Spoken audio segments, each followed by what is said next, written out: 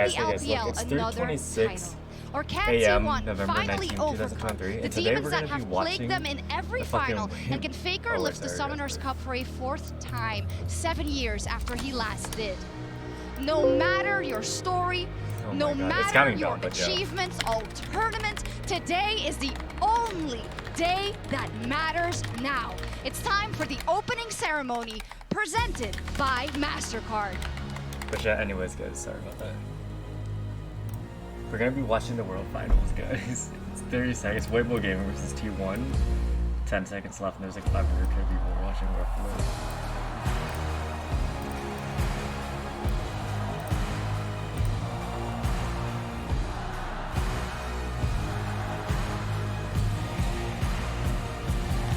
I'm rooting for T1, by the way, guys. T1 3-2.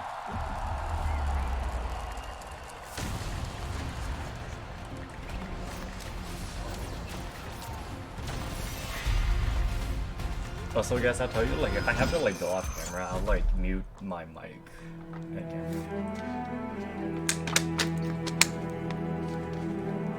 Gotta make sure everything's okay. I think the audio is okay.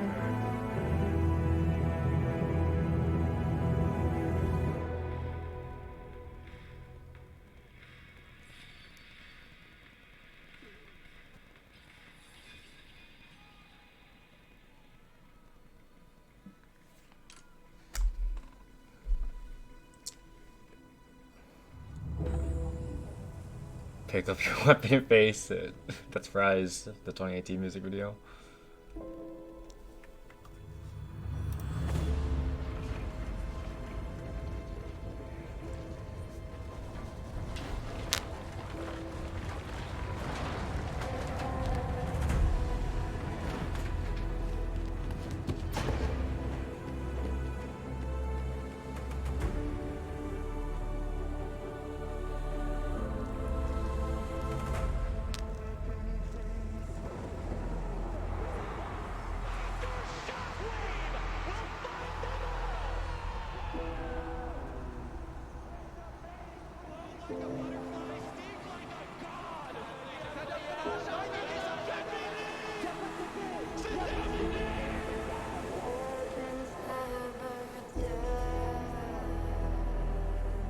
You know, my dad earlier this year predicted the European team would probably win. Yo, is here? What the fuck?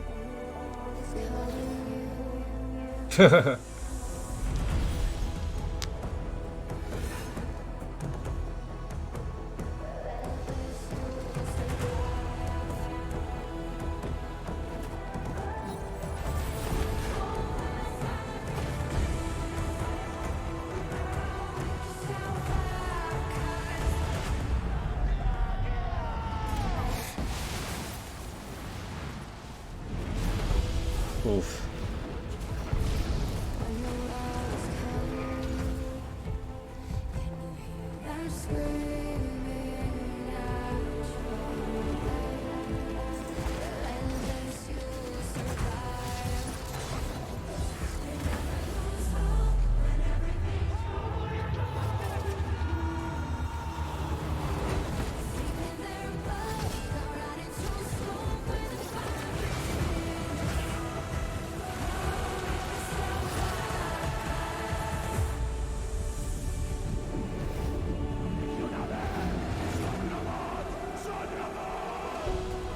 Sick ass dodges though.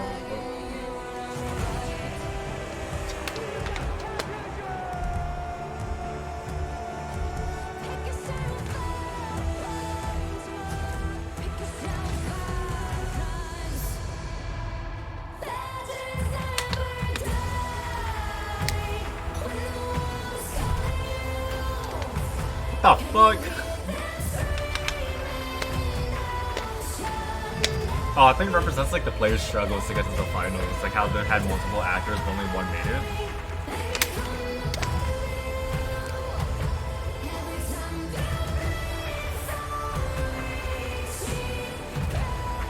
I wonder how much they practice for this shit.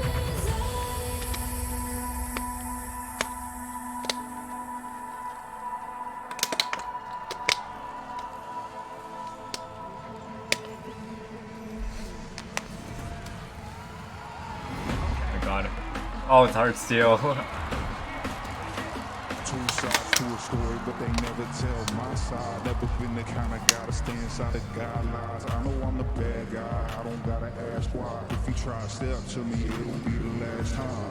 I got dirt on my name, 6 feet in the ground. I got people in my past trying to bring me down. Said I'm losing my mind, I don't wanna be found. Grew up in the shadow, but I know they watching me now.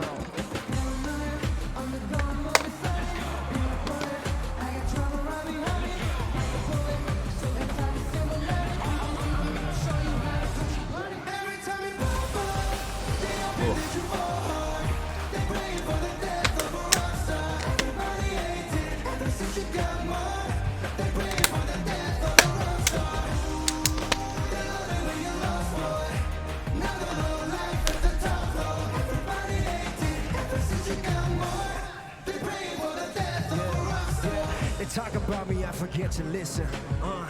At least I get the recognition. Whoa. Heavyweight and pull up on you with the repetition. You in the pit, it's not no exhibition. Oh, they big mad, I'm the big boss. Talk a big game, take a big loss. Going up, I was a problem that they didn't solve.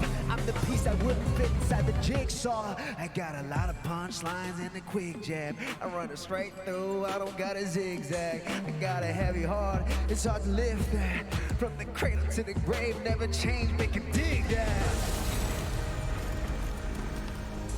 Wanna kiss me long good night with a rose, hoping that the Eiffel falls. Of course, you don't understand the life we chose. Need my silence, my privacy, so I can hear.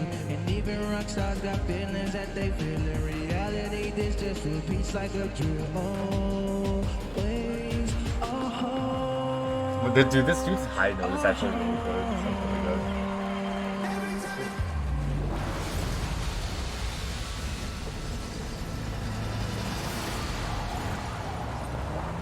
I wonder what the live. I wonder what like the audience sees here, like at live.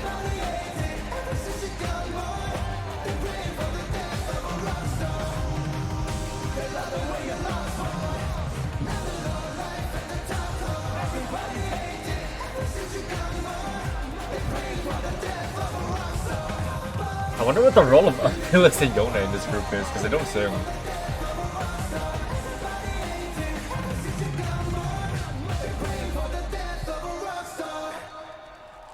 That was nice, I guess. You know, my dad, we watched like the World Finals live at the Model Games viewing party last year with DRX and T1. My dad said like the fucking opening ceremony was nice. Because with the Empyrean and the colors when Jackson Wayne was singing. What's this? Wait, how the fuck did the dancers leave so fast? Oh. Bruh. Heroes and villains. This is the dude that sang Rise. Dude, I remember when we first sang, he did not sound good, but he sounds better in this one. There's blood on the crown, go and take it. You get one shot to make it out alive. So watching this is so inspiring. It's deep in your bones, go and take it. This is your moment. Now is your time. So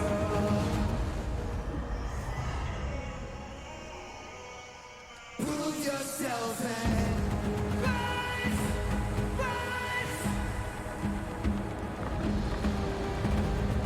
Mordekaiser, what the fuck?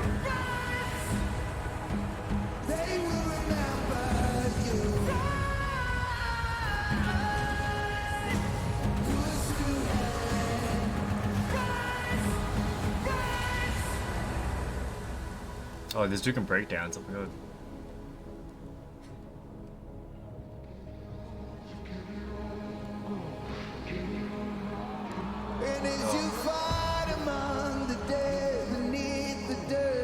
I wonder what that guy was there for though, the yellow jacket guy.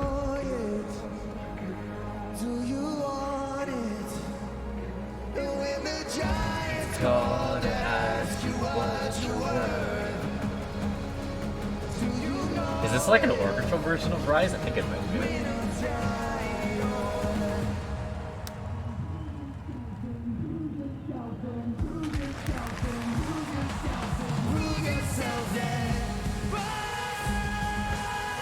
Yo, that dude has martial arts experience. Oh. Oh no, this reminds me of when I did Taekwondo back then. Oh! And I tried to do a tornado kick and then my teacher got mad at me. Oh! Nice move though. Oh, is he Leona?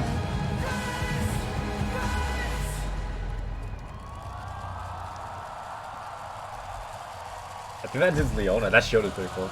Oh my god! New jeans. Where the fuck they come from though?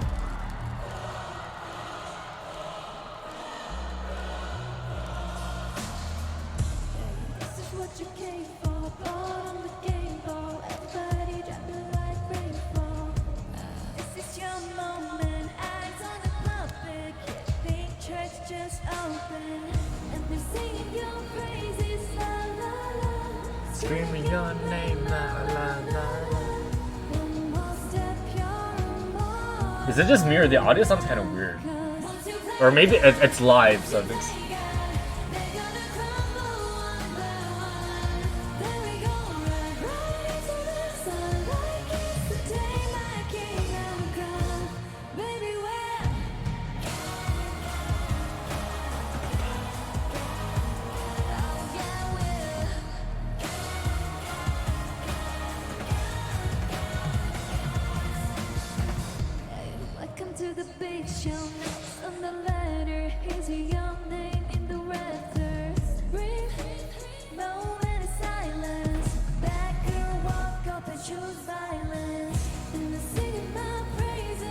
You know, I've always wondered how K-pop idols remember all the dances and shit like that. What the fuck?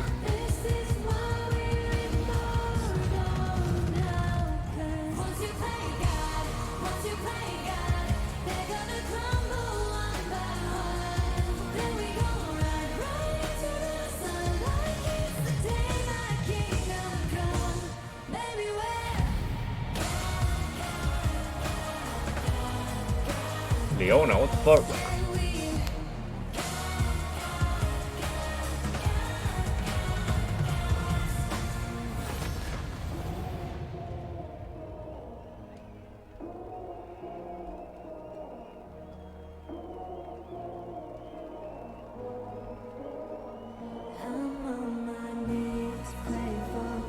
Oh.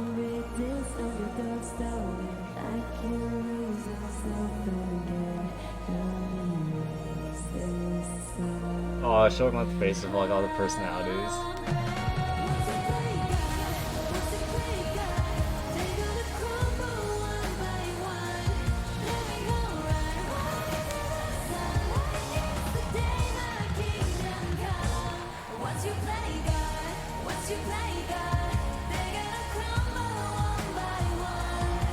Oh my god, the players just rose up in the ground.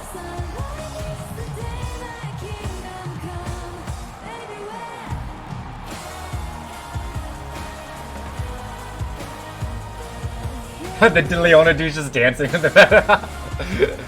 His time as fuck, he's just dancing the same short. That's funny as fuck. Gods, gods, gods.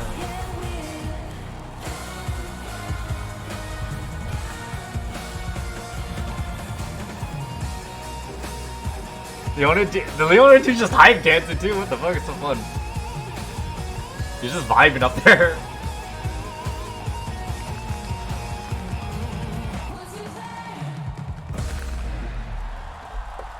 That was nice, yeah. The stadium is, it's like a baseball stadium from what I heard. This guy I don't know how to pronounce the name of him.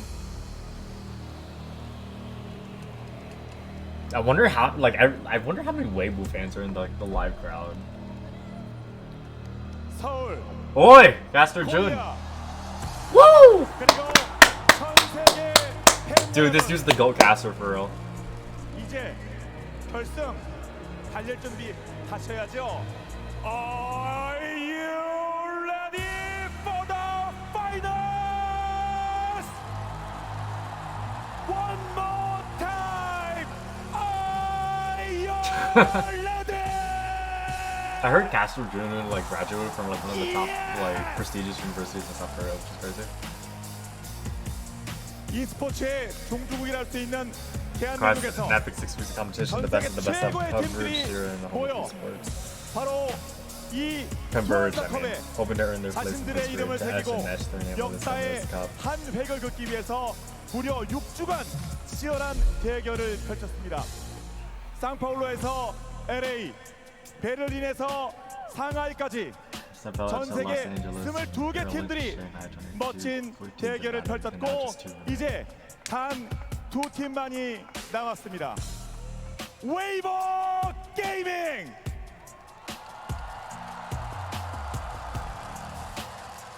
그리고 T1! You already know who the favorite is. 이 두 팀들은 자신의 가치를 증명했고 하지만 월드 챔피언의 자리는 단 하나. 오늘 그 자리를 가리는 대결을 시작합니다. You know, I've always asked myself, my dad, that like, why can only like in competition, why is it that only one team or one player can only ever claim the title, right? And my dad just said that's just hilarious. 그리고 이에 맞서는 T1의 Oh my god, imagine how loud for Faker it's gonna be. T1의 아시안 게임 금메달리스트 더샤이 제우스. No, this is interesting actually. It's a former world champion in top lane. It's a former world champion versus a national like a national gold medalist. That's an interesting matchup. 웨이보 게이밍의 정글러 날카로운 갱킹의 대가. 그에 맞서는 선수는 이번 월즈 폼 정말 미쳤다. 자 바로 웨이웨이와 오너입니다.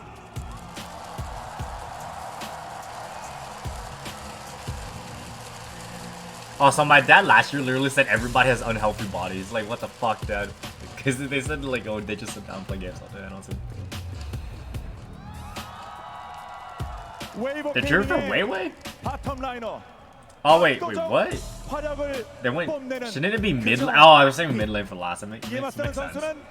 월즈가 체질 전어보다 더 T1 가을이 제철인 T1의 하드 캐리 바로 라이트와 구마유시.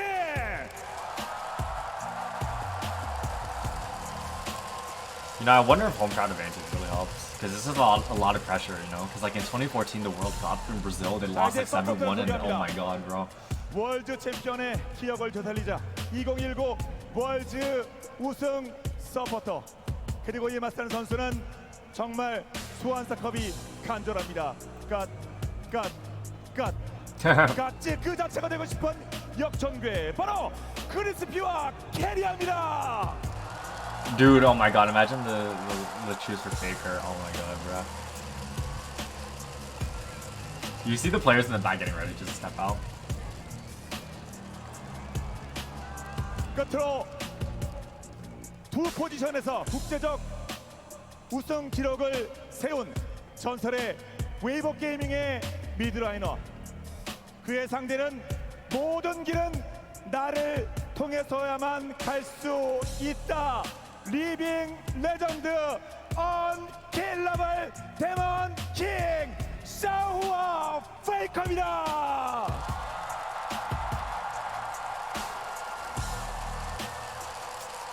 Yeah, it makes sense that they stay in the middle, to be honest.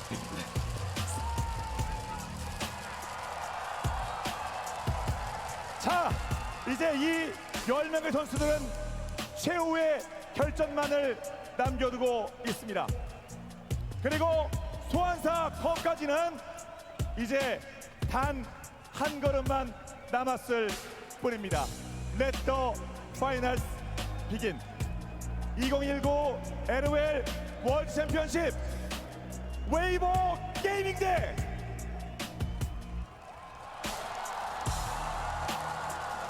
T1의 대망의 결승전을 함께 해주시는 많은 분들의 뜨거운 환호 함성과 함께 시작하겠습니다.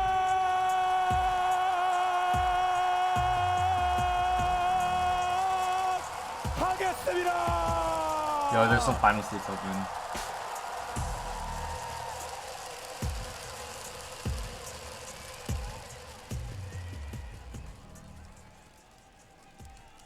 T1 fighting. Oh, dude, this teaser is so good. It's 6 minutes long though.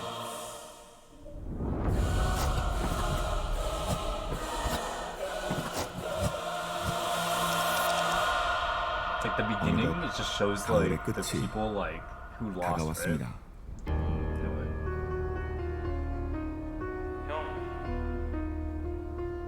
This is so good, just standing there.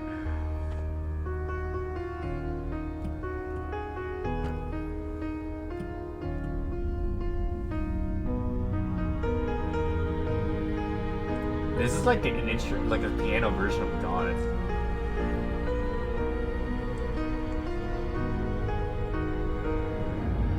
I'll show you guys like my favorite scene here, but it's near the end. I'll show you, like I'll tell you when it happens though.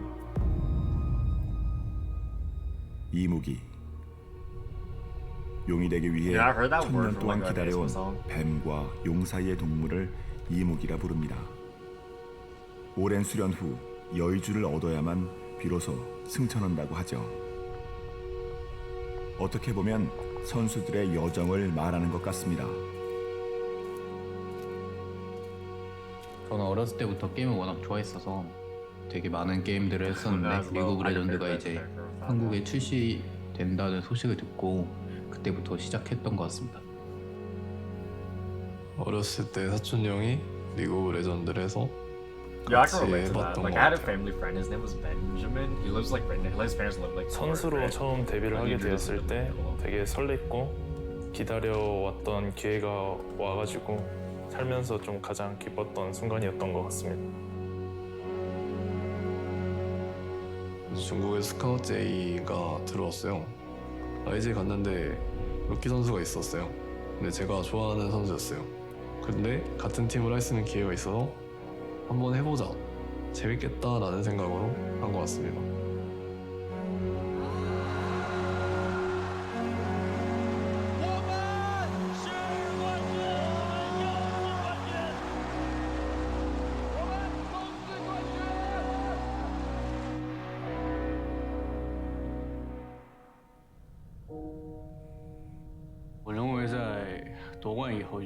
自己本身就跟其他队伍的选手比起来，可能那个时候自己是没有進步的。那这次的世界赛，大家对他的一个期望，我相信一定不低。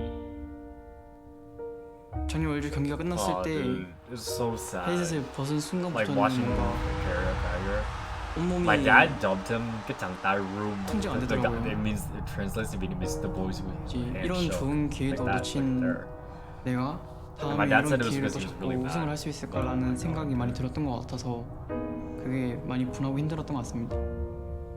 Did you see that? 每一场比赛失利后的感受，更多还是自己很多方面没有做好吧。可能这个时候会想着下一场比赛会做，但下一场比赛还是会有做不好的时候。这个时间点可能就会质疑自己。 아무리 힘들어도 그들은 포기하지 않았습니다. 꿈이 있기 때문이죠.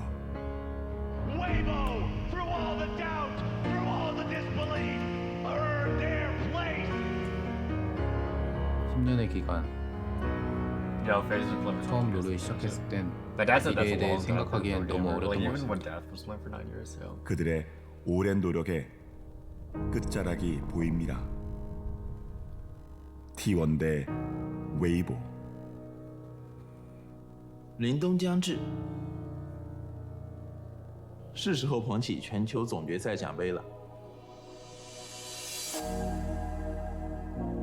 첫 번째 우승은 승리가 어떤 의미인지 제대로 이해할 만큼 성숙하지 못했던 것 같습니다. Yeah, I feel like the shy. I can relate to the shy right there, kind of in a sense of like 두 번째 우승은 accomplishing something when you're young and you're not able to appreciate. 단 하나도 놓치지 않고 즐기겠습니다.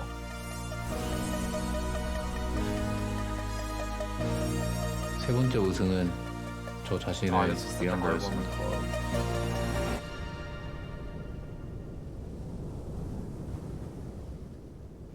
네 번째 우승은 우리 팀을 위한 것입니다. Wow, that's so sweet.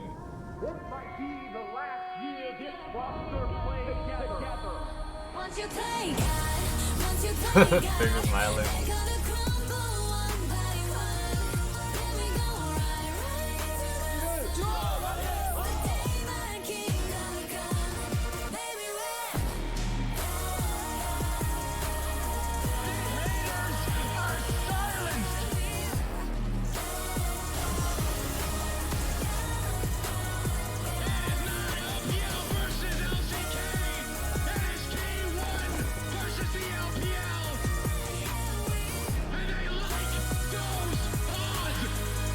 Yo, this was like the best part of the video right here. That's like this part. 단 한 팀만이 영광을 차지할 수 있습니다. This part right here. I love this part because like when I showed like the baby photos to them now, it shows like the journey to get to the final. That's really heartwarming now.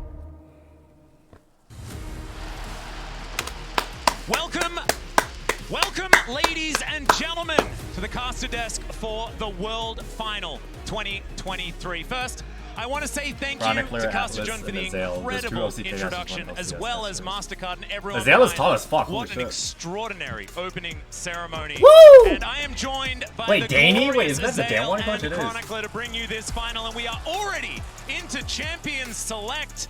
Gentlemen, you're not even able to say hello. Let's go through these bands. Hello, let's get into it. I have got chills all over my entire body after that opening. I know. Just incredible, incredible stuff. But this is going to be so exciting. Game 1, Weibo have selected blue side, and we have to see what they can get done with it. T1 absolutely a terror on red side throughout this event. And one of the big questions coming in was, what is Weibo's plan going to be in game number 1? Seeing that they are the underdogs, we have our answer. 100% Faker's playing a different champion.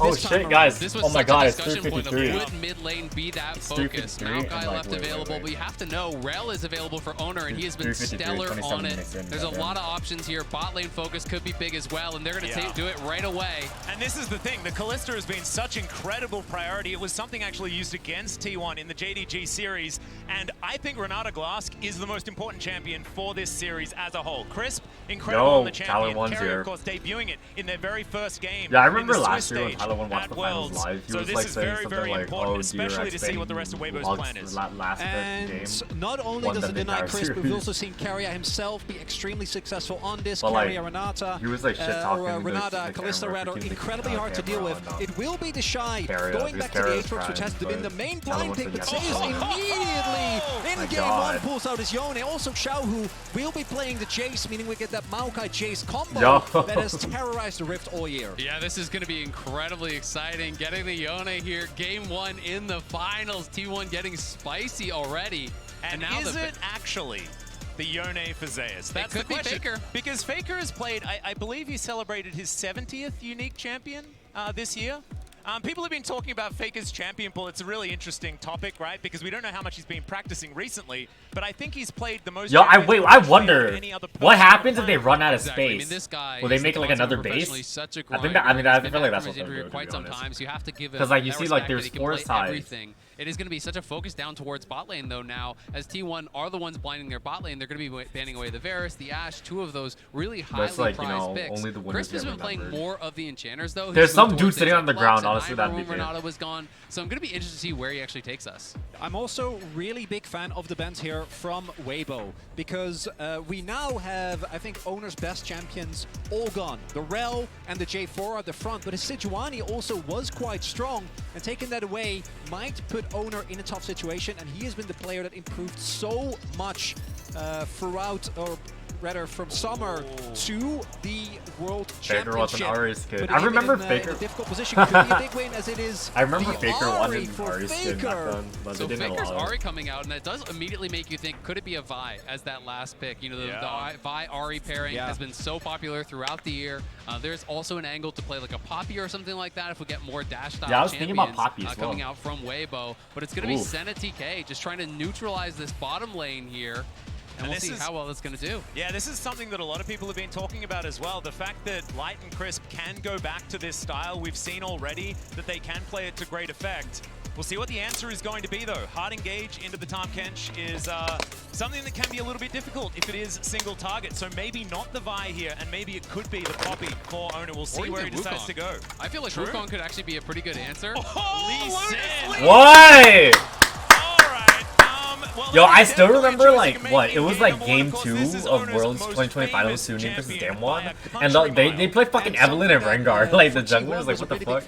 It looked like solo queue type shit. Like, and then one of my friends said, oh, every prototype that style of comps. They actually opted into more team fighting. This time around, though, this comp needs to win in the early game. Faker and Owner, Guma and Keria, they need to start stacking dragons. They need to get ahead early, because if you get to the mid to late game, look at the front to back on Weibo, right? This is a composition that's really hard to engage into, and if T1 ever lose map control, trying to get onto Maokai, trying to take down individual targets against the Let's go T1. It's going to be extremely difficult. I'm rooting for T1. It's not, in my prediction, it's going to be like 3-1, 3-2. Be getting poked out by the Jace, which could be difficult, but both teams lacking a little bit as far as the hard engage goes, but T1 does have the ability to pick people off, you know, with the Lee Sin, with the Yone, with the Ahri. They want to be moving around the map. They want to be pushing out lanes, catching people in transitions, taking these skirmishes as often as they can, and we are just moments away from getting onto the Rift. Exactly. Game number 1 is upon us. Of course, T1, a lot of finesse possibilities with a composition like this, but I look at Weibo's draft, and I think we've seen these styles of draft so many times in the past, staying tried and true as we head onto the Rift for our very first game. T1 coming out swinging, and Weibo, I think, ready to pick up that punch. See exactly how it is going to go. What would happen if my sister Worlds 2023 game number 1. Let's do it. And already, I've got Let's go. Fuck, I need to go use the restroom. For Weibo, I need to go use the fucking restroom, but game 1 started. Tahm Kench, so feeling that they can't necessarily get pressured heavily enough to actually get killed. If he feels he's going to get chunked out, hey, you TP back early. You know, you keep up that farm as much as you possibly can, but it's going to give you the advantage in playing that map because they will have that extra teleport come mid and late game.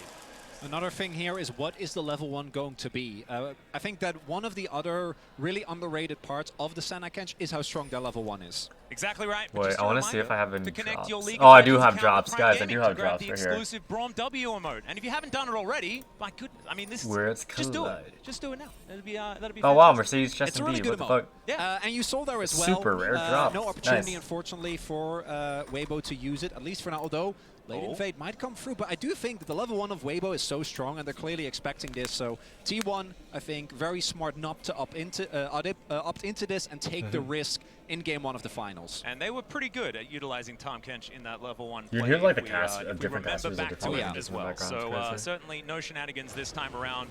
And I think in a game number 1, that is a good idea. Faker on his 4th unique champion here for Worlds in game number 1 of the final. But of course, Ahri is one that he's been famous for many years. And I think there's going to be so many eyes on the mid lane because Xiaohu has not been performing to the level that people were hoping for from him. You know, he hasn't been having that incredible tournament, but now here in his first ever World Finals, he's got to step up if it's going to be Weibo win. Exactly. Well, Piercing Darkness coming through there from Light. Not too much, just a little bit of a tussle, a little bit of checking each other on the bottom side of the map. As Faker now trying to push forward, Xiaohu just having an okay time here as the Jace into the Holy shit, 600K. And we'll see if we're going to see, and rather where we're going to see the early jungle attention. Because I think for T1, obviously, self-explanatory, dragons and heralds are incredibly important to pick up early, but there is an opportunity to try and go for these aggressive plays. I think Weiwei in particular has been really good about consistently finding bot line angles, although he is currently pathing towards bot. We'll see how T1 can cover for Zeus, because he is already shoving in, and if you can get an early kill on the Yone, it can really send it behind. Well, an Owner's going to use this to invade, right? He's going to win this duel against Weiwei, so he's just going to try to get right in his face, push him out. He knows he has that pushing top lane, and we'll see how this fight does go. Yeah, nice little sidestep there to avoid the Sonic Wave. Weiwei just making sure that he can keep that health bar high. Has actually popped the potion there as well. It's the sapling in the brush. His Owner's just looking to try and wreak havoc.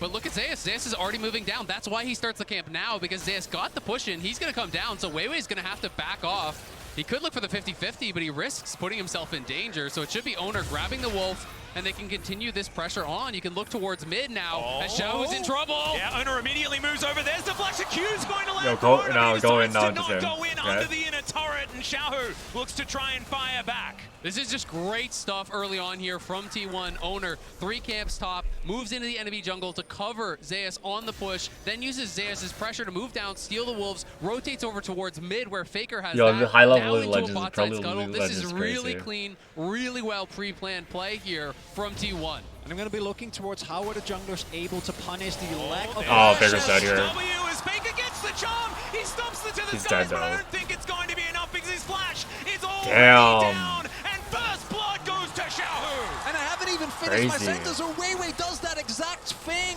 Punishes Faker for being that far up in the lane. And all they gave up for it was a wolf camp. And we said Xiaohu had to have a good series, had to have a good game, and what better start than a first blood on the Spring King from the LPL in his first World Finals.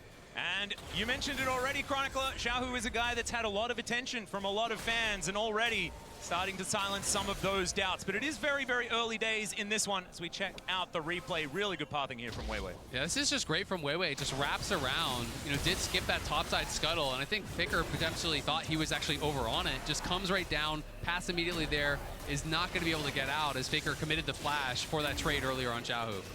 And if you think back to the spring final, or summer finals rather, that T1 wasn't able to win, it was in large part because Genji identified if you I remember get trying to Faker buy off like of some a of his Demon comfort Slayer champions, books, and you put him down early by a lot of repeated jungle attention, it can be a viable way to get an early to mid-game lead against T1. We've seen that they can struggle in that situation, and particularly with draft like this, and it was like you need to win. You can't try and kind of go through the middle, maybe pick up a dragon or two. No, you need to be able to dominate from the get-go. And Ari Pre-6 is one of those champions that you really can take advantage of. That is why Azir was so then, like, key I asked for them, T1 do in you their guys have this playoff book? run. And But like I Weiwei, want to walk it's towards them, interesting like to one of note them that it was walked that backwards first for some gank in reason. towards And I mid, asked so you he has guys had been this, and it was so like, oh yeah. heavily Yeah, we prioritizing do. these We have bot one side of them. ganks One throughout of them, Worlds. and In then the they're LPL, like, it was okay, much we'll more buy about it. playing towards the Shy, but at And Worlds, then, it's but been like he about told me to playing get in the back towards of Chris, like, like playing there's people towards waiting, Light. and I was like, oh, okay. And I really wanted to see what his game plan was going to be coming into Worlds, because clearly And then like T1 would the be person prepped was for like, that. oh, do you want to turn the book They're club going or to clear out something? some vision. No, I'm good. As you can see, Control Ward in the Drake pit. First one going to be a Chemtech Drake. And Ona is going to very happily join Keria as they look to take this one down. So at about 6 minutes into the game, we will have our very first dragon. Faker coming on over, not going to be able to steal anything away, just getting some information here for T1. So they will be able to secure this dragon. So that is one of the steps that they have taken here. Still, they're going to need those big advantages Yo! that you guys were talking about That is in loud order as to make fuck. this one work. Looking here towards the bottom side, Gumayushi has a huge advantage over the Tahm Kench, but something that you would expect. It's not necessarily a lane you can really judge on CS. I mean, you can see it in both top and bot lane, though. These CS differences, obviously, is the Tahm Kench versus that Kalista, not comparing it with the Senna. But both top and bot, significant CS advantages already here for T1. Mid, slightly favored towards Faker despite the death. They are outfarming their opponents, and that's why they're still up this slight amount of gold despite giving up that first blood. And this is something Weibo was also able to do. The Shy, specifically against Bin, was able to use the fact that the matchup was isolated to push really heavily for big CS leads and then take those leads into mid-game fights and carry them. And when we talk about comps that are relying on these early game advantages, one of the ways you can do it is just by stacking dragons. You're playing Kalista, you're going to have bot side pressure. Even if you can't establish a massive gold lead, if you take these early dragons and put the pressure of that soul on your opponents, you circumvent a lot of the weaknesses in hard engage that your composition has. You draw your opponents to you, you force them to challenge you at these dragons where you are going to be set up for that fight, where you are going to be in the advantage. Well, right now, it is just a bit of trading in lanes where we're going to go home, collect himself a book and a control ward, try to get back to it as Chris, the tongue lash. It hurts a whole lot more, I feel like, when you've got him sitting in a lane by himself for quite some time, but he's actually still just level 5, same as everybody else. And Gumayushi still playing aggressively, not able to land too many of these pierces as Zeus' soul is relatively unbound as he just keeps shoving these waves relentlessly into the Shy's turret. First plate has gone down already here for T1, like you were mentioning, Azel playing into the advantages in gold that is now ticked up to about 500. And my expectation is that T1 is going to use this top lane prio to secure Herald without too much difficulty. Faker almost will have his flash available. Xiao Hu already has his. But with this Aatrox being perma pushed in, it should make the setup for T1 around this objective pretty easy. And they have also already rotated over Gumayushi and Karya. So they're going to secure this. Then my question becomes, where are they going to throw it down? Because the two obvious solutions to me would be either Zeus or Guma. Obviously, Guma already massively far ahead, but a Yone in a side lane, I think, is one of the biggest things that Weibo might not be able to answer. I agree completely. I think it should go towards Zeus. He already has the push. This is one of these hyper-scaling top laners that he already has the early push. You can harass those towers, harass the Aatrox with the Soul Unbound. Wait, does Kalista thing? Okay, yeah, it does. This guy can make miracles happen in a 5v5. Zeus has been simply incredible throughout the World Championship. Certainly has. And now Faker is going to dash in, finds the charm onto the Tom Kench. Faker has to get out of there, though. Can't be snapped for the hostile takeover. Gets so much work done. The Devour's in for the kill. Yo, the team fight's insane. What the fuck? Dashes forward once again. The team fight's insane. They'll have to settle for one and a Herald. And Weibo, they see that T1 is at the Herald, they rotate over, and I think they try to recuperate, but that's sunken cost fallacy because they just walk up, T1 finds the angle, and Weibo give up the Herald and a kill. Exactly, and maybe going to lose some farm down on bot side as well, because Chris has no TP, but Zeus. Nature's Grasp comes in, he gets pulled back, he's interrupted from the ultimate. Zeus does get a knock up there and a shield, but I think he's still dead. And there it is, the answering kill from the Shy. Weibo able to punch back on the top side. You can see Owner hanging around that bottom side, potentially threatening, as Guma and Karya are going to push it in. Already have taken a plate themselves down there, but great kill back on the top side. Does help to equalize the gold there for the Shy. Yeah, gold now actually completely fine. The Shy might even be able to pick up plate as well. And crucially, Zeus doesn't have TP, so actually is going to lose out on this wave. Unlike Faker when he was ganked earlier, who just TP back to the lane. Not going to be the case here. And that's the second time that Weibo, the initial play might not work, but Weiwei pulls it back. Exactly, and Zeus just couldn't use that ultimate quite fast enough, you know, so Weiwei was able to get ahead of him, blocks the ulti, and then from that point, Zeus says, you know what, I'm dead either way, so I'm going to hold on to the flash, but that is an unfortunate death for him, as he had so much pressure on top side, so much tempo, and a lot of that is going to be lost now, but not lost in the mid lane, where Faker has continued to push in, continued this relentless aggression here, despite being that first death. Yep.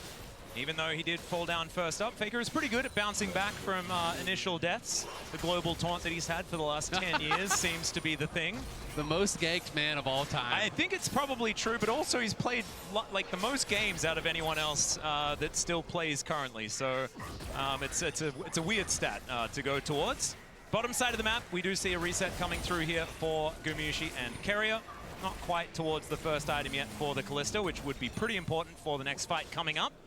See what they can get for themselves. Yeah, you see as well already, Weibo is moving up. The second Drake, I think, is really pivotal. There are a lot of good Drakes still available for T1. No Camtech Dragon in particular. We know exactly what Drake it's going to be. It's T1.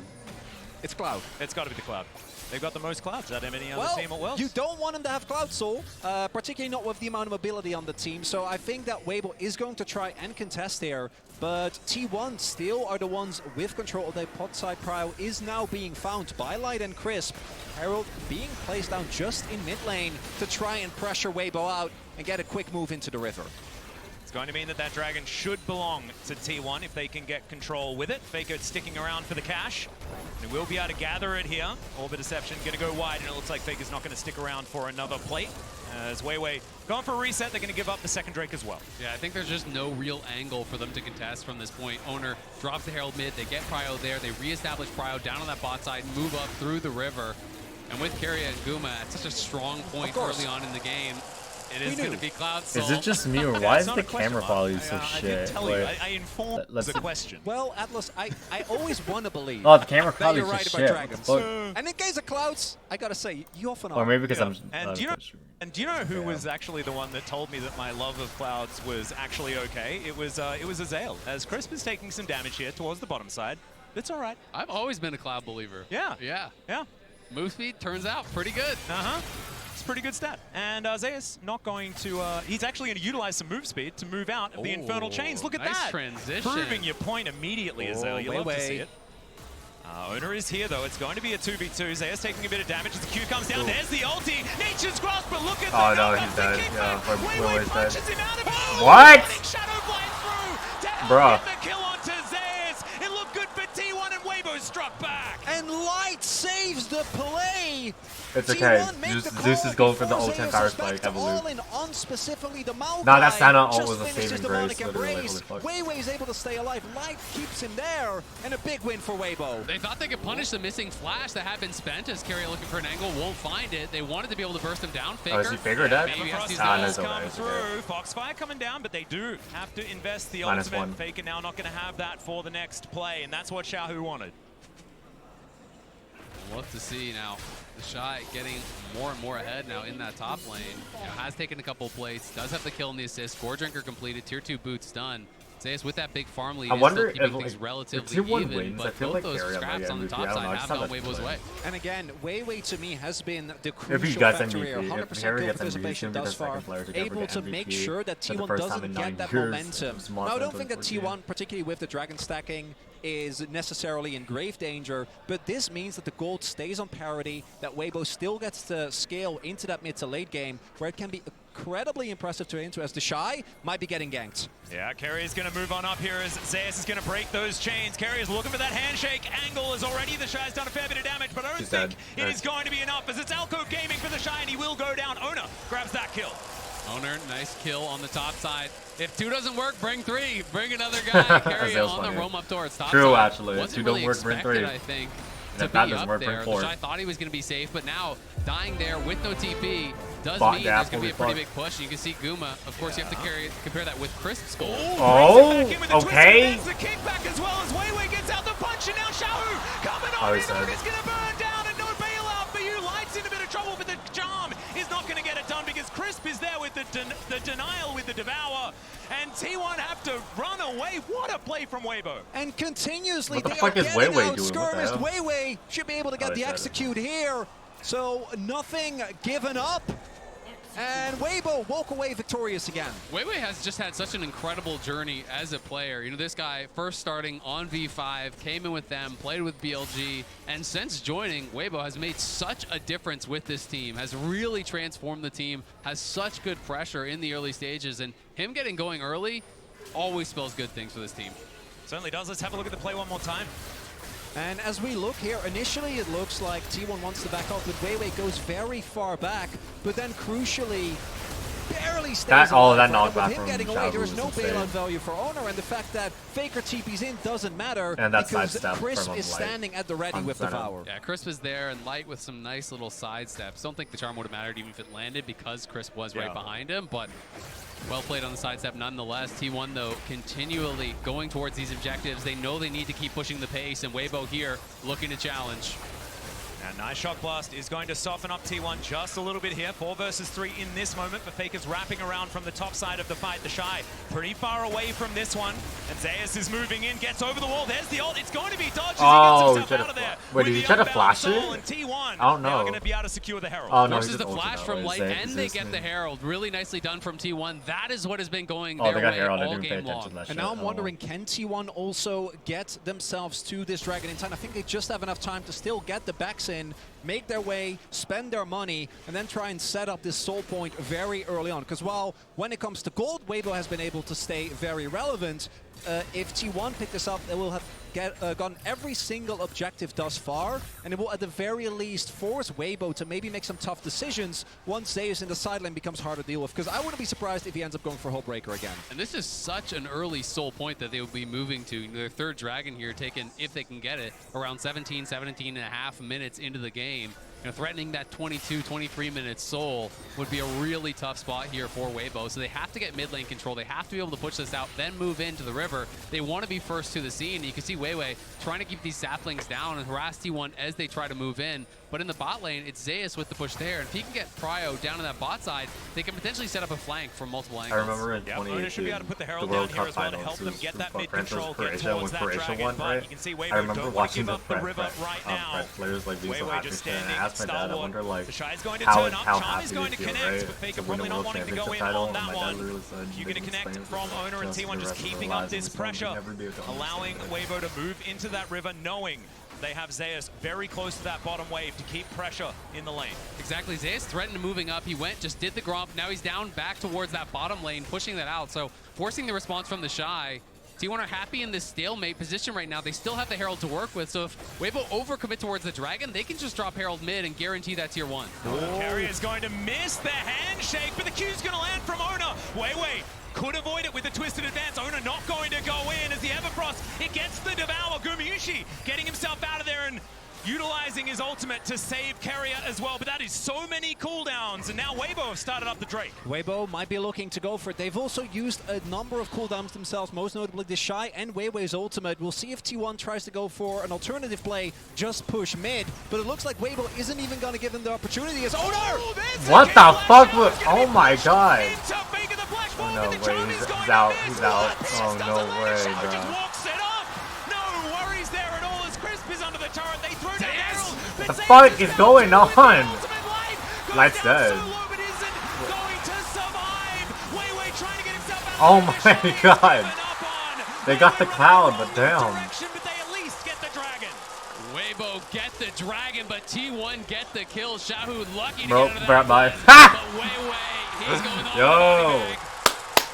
That is the final kill there from Ona.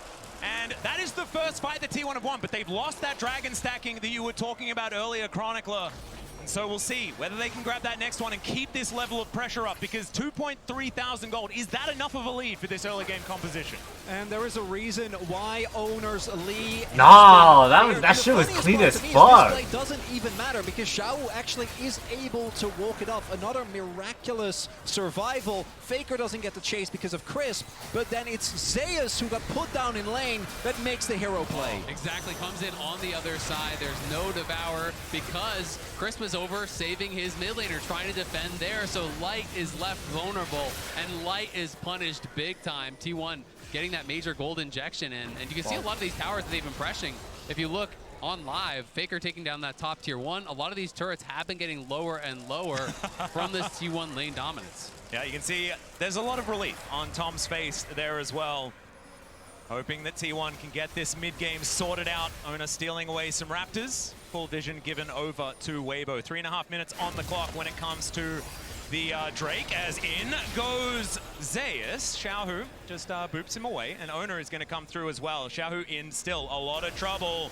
Safeguard comes in, Xiaohu moving away from the Lee Sin to the skies, comes down. The Devourer is there, it was Crisp coming forward, and he saves his mid laner, but that is a lot invested. I wonder why Ona tried to kick even there, though unless Xiao makes it out alive, alive, Crisp uses TP, and they're not even going to be able to save the turret. Wait, Crisp so has TP, I even just though realized Zeus that. isn't able to actually clip Zhao, who he sidesteps the ultimate, it's still a big win, and the Hull Breaker is in fact done, and it makes him such a menace in the side lane. Exactly, it's incredibly difficult to deal with him. You know, I heard pros do that, like not hit and one of the most underrated parts about this is how tanky actually makes the cannon minions. They become very difficult to actually wave clear out. It allows you to harass your opponent, but Guma could be in a bit of trouble here as Crisp looks for it. The immediate cleanse does get out of the way. Nature's Grasp isn't going to connect, but there is a twisted advance. Hostile takeover across everyone though, but the Shy is just gigantic. Guma trying to hop away. The Fates call the knockups, and meanwhile Weiwei is going down. Oh my god. How the fuck did Crisp survive there? But oh, it's okay, they're all dead. LOL. Okay, Crisp, bro.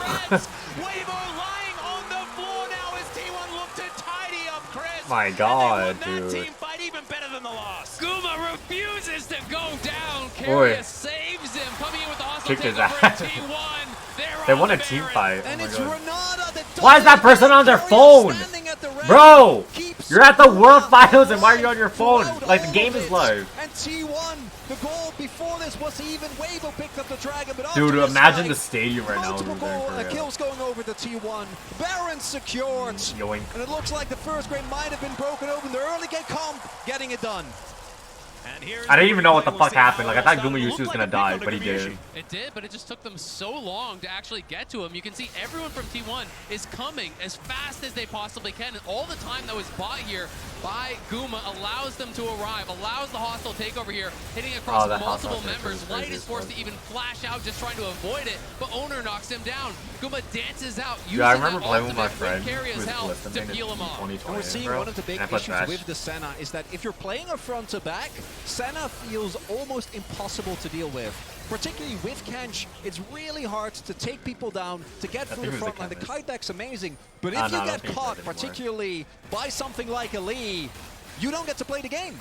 And also, they weren't playing front-to-back League of Legends. It was a split fight entirely, with the fact that the Shy goes in, is in the middle, and it felt fantastic, right? It was a bit of a split there from Weibo with their decision-making moving forward. It could mean that they could adjust that moving into the next team fight and really show what this composition can do.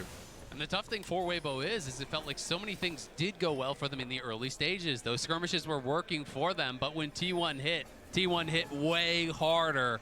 And they have gotten so much out of these last couple plays. They're going to try to take a tier 1 top, but Faker's looking for an engaged bot. Yeah, looking for even more. Everfrost is going to land. Somehow that charm didn't connect, but it is still going to gather a devour from over the wall from Crisp. T1 will settle for this inner turret. And this is where the earlier Drake from Weibo is going to feel like a miracle in the sky, right? If they didn't have that, would be just a soul point in addition to all the turrets that are there for T1. Now, sure, they're not going to have the soul. You still have 5 minutes of time. It's not looking great, but at the very least, they'll have one more opportunity to try and get something going. My main issue is, particularly with Zeus now completely back in the game and sitting on a pretty ludicrous gold advantage, 3K in the sideline is going to be untouched. I mean, even in the team fight, he just finished an IE. He's got 3 full items now. The Shy just finishes Derek's second. And when you have the IE in, you can talk about not wanting team fight with a Hullbreaker, but when you've got an IE and a Kraken, you can one-hit the backline. This becomes incredibly hard to actually fight against this guy. So if T1 can execute on those 5v5s, as they have been doing all tournament long, we saw it showcased against JDG, against the world's best in that 5v5 stage, then it's going to be tough for Weibo. Look at Keria. Yeah, Zeus dancing forward, but like you say, Keria lurking in the sidelines. Weibo just trying to deal with these minion waves, not wanting to give up more than they can afford to lose. T1 just going to gather themselves a little bit of extra standing gold in a turret. Not exactly the end of the world, but it's all just more money here for the coffers of T1. These shock blasts starting to land a little bit. Lands onto Faker there, but they're going to need more of those if they want to stop the pressure. The shock blasts do hurt, but T1 is just playing so intelligently around this. They drop that pink ward. Wait, the vision score is crazy diff. What the no fuck? one's answering top. Like, you know, as T1, the only recourse in this game Weibo have is to overload one side of the map, get a 3v1, get a 2v1, get a pick kill, then attack the rest of the T1 squad. So until they show top, there's no reason for Zeus to walk up. He just plays it so far back, plays it calm, cool, bro, I remember playing with like and allows Riders, his team bro. to get those incremental like, advantages. I met them in Arabs and asked them if the Riders. And this is now turned into an 8,000 gold lead. The Rebel Baron power play just kind of gigantic, given the fact that it was relatively close for a lot of this game. It's how T1 do really like to break open games, especially in the past when they were at their most dominant. Definitely a good sign if you are a T1 fan. And Weibo well and truly on the ropes here at this stage of the game. And for Weibo now, you're going to either have to have someone on T1 overextend, like you were saying, Azil. I do think it has to be someone else, because killing Zeus when he has Flash, Hullbreaker, and IE is going to be such an incredibly difficult task. But then look at what the rest of T1 is doing. No one is actually segmenting themselves off from the rest. They're always working in tandem. Exactly. You know you win the 4v4 and you win the 1v1, so as long as you have eyes on Weibo, you are chilling. You just have to make sure you're not getting poked out too heavily. Wait, it's going to be up to Xiaohu. Faker waiting over the wall, wants to land that charm to start this fight potentially, but no. Weibo just back away, not wanting to take a fight unless it is far more within their favor and with more information.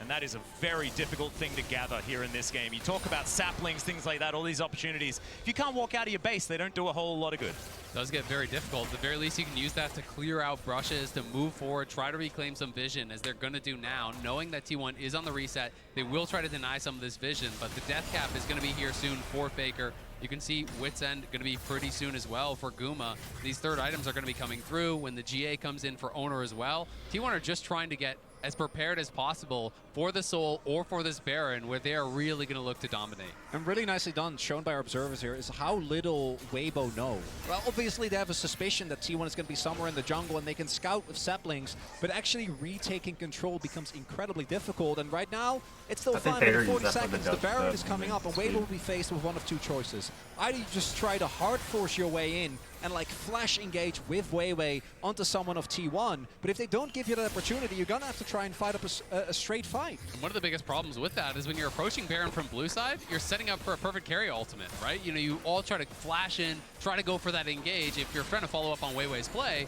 there's gonna be a hostile takeover coming through your entire team, so the difficulty is extremely high for Weibo from this position. Also really difficult to lock down Zeus is if he's only trading with that Unbound Soul available. You can see Xiaohu comes down. That gives T1 the idea.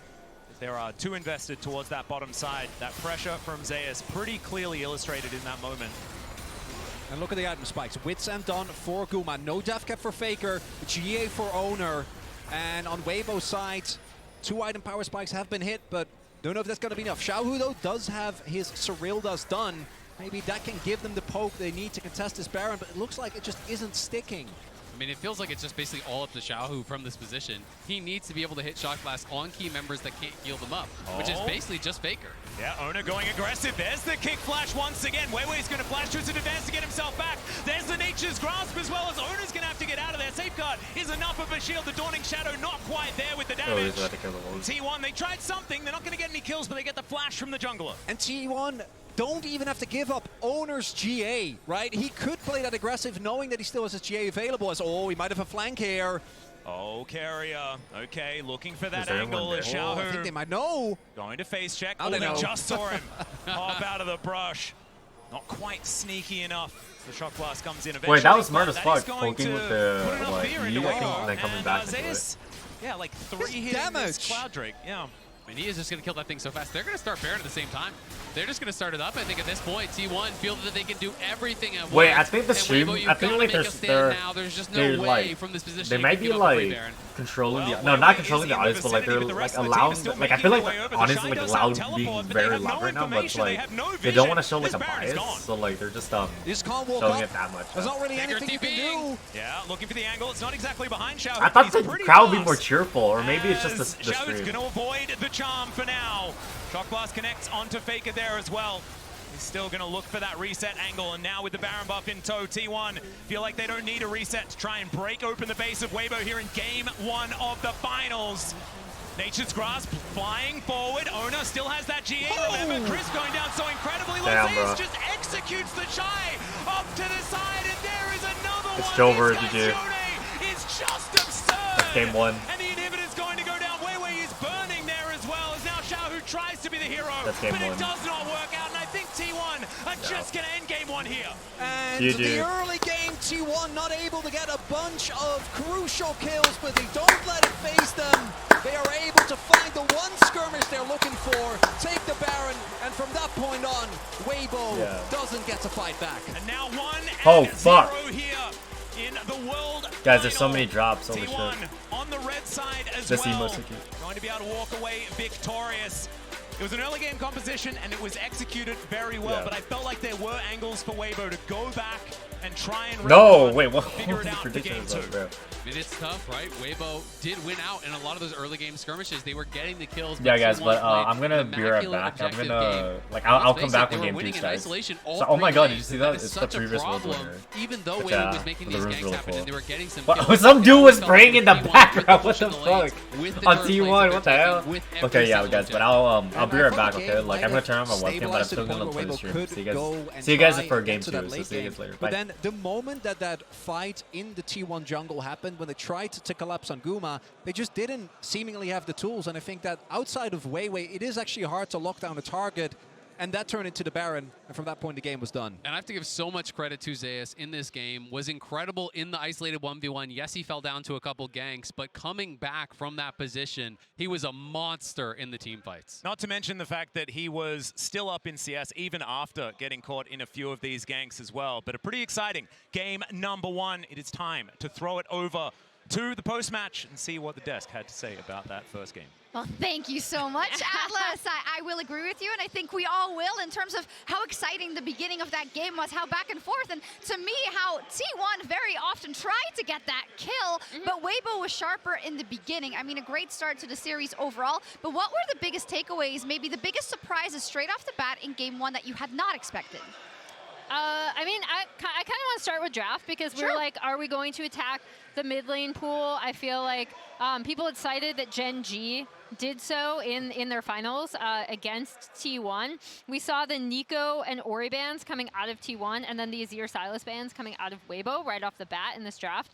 I actually thought this draft from Weibo was a really good answer to what T1 liked to do in the game. And even with the Senna TK locked in, it kind of set back. Like, they couldn't do the same really aggressive level 1s that they want to do around some of these pushing bot lanes. So I thought it was a pretty smart draft coming out of Weibo. Yeah, and I actually am kind of surprised by what T1 opted in for here. One of the things that T1 have been very good about is just handshaking the Orianna with his Halo Blades Azir, and it's worked out very well for them, where they're able to take down the Orianna, and Azir has been a fantastic pick for Faker. So I'm kind of surprised to see them opt into both the Ori and the Nico ban trying to target Xiaohu, because it only pushed him onto what has been his comfort. AD champions have looked fantastic for Xiaohu over the course of summer, and he actually looked really good in this game, even if he couldn't get it across the finish line. He did, right? And we were talking so much about how that would be a huge win con for Weibo. In the top lane, though, you called it. You want to take your page out again? Is Zeus the counter pick that he has already shown into the Aatrox?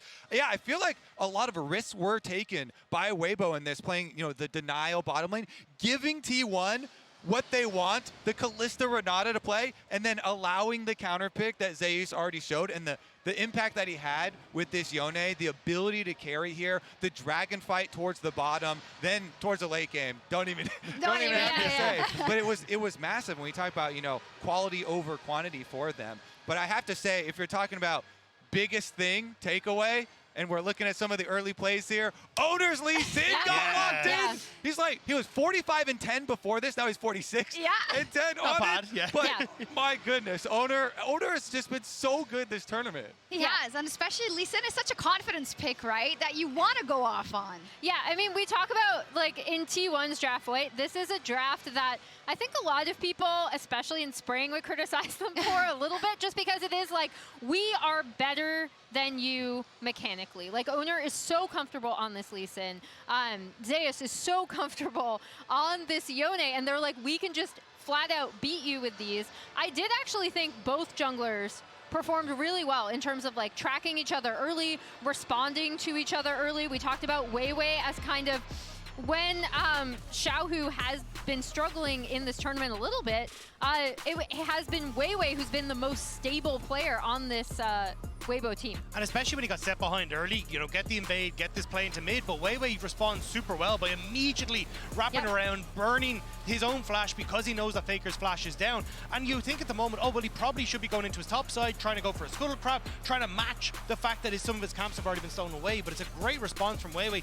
And again, on this top side, helping out the Shy, just setting up perfectly, even walking in front of the ultimate there from the Yone to prevent Zeus from actually getting away. Weiwei did a really good job of controlling the early game for Weibo and making sure T1 couldn't run away with this. A phenomenal job indeed. It was interesting because it wasn't that much about the bot lane in the beginning as we anticipated it might be.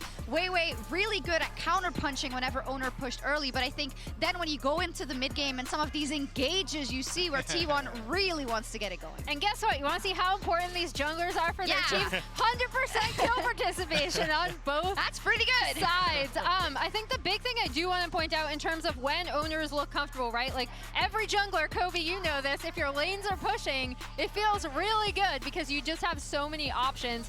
And then here, we see this is such a signature pick for Owner, and even though Xiaohu escapes, they talked about on cast how a lot of these fights ended up being split up, so then you have stuff like the Yone that can then just come in and do so well on his own in these split fights. Yeah, Zeus is able to cut them off, even though they get the dragon with the 3-person engage there. And as you said, they chased everybody else off of the top side of that fight so that they could then collapse, and Owner get to pick up the extra kills here. I mean, it's made even more important because of, like we talked about, how rough Owner's summer was. Yeah. He's really been a linchpin for this team, and this game one from T1, they like to snowball. Yeah. They're going to play these snowball compositions. They get a bunch of these early objectives, but how do you stop them? It's crazy. Maybe we know in the second game, Weibo is going to stay on the blue side, of course, also what they selected for game one, but it wasn't really a draft issue, was it, Dagda?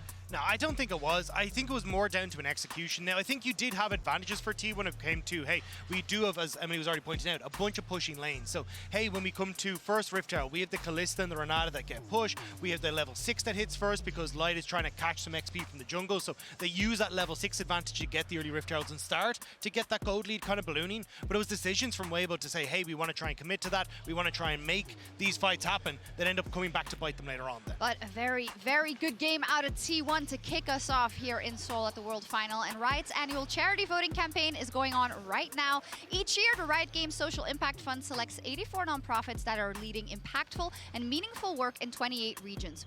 Through November 30th, players can log in and vote to help direct over $4.5 million in nonprofit grants.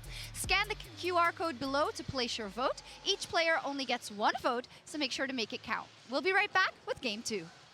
Fake has to get out of there though, can't be snared, but the hostile takeover gets so much work done, the Devourer's in for the kills there. Nature's Grasp comes in, he gets pulled back, he's interrupted from the ultimate. Zeus does get a knock up there and a shield, but I think he's still dead. And there it is, the answering kill from the Shy.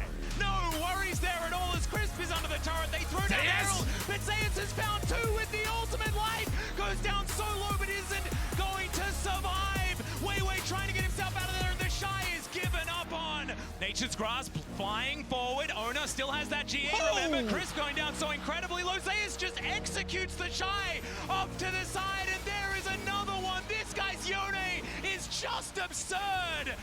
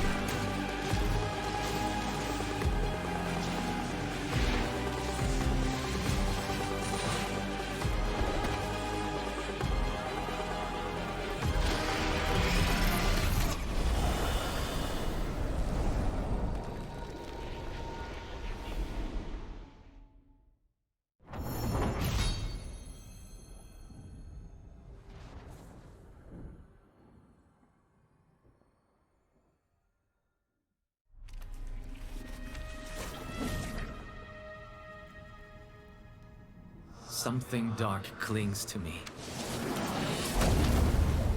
Has always lived in me. I see destruction and despair. You brought it to light, Jin.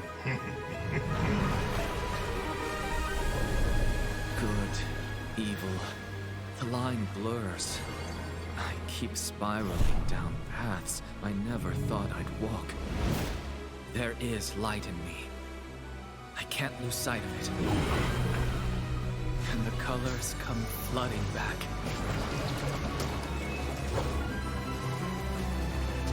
Open your eyes.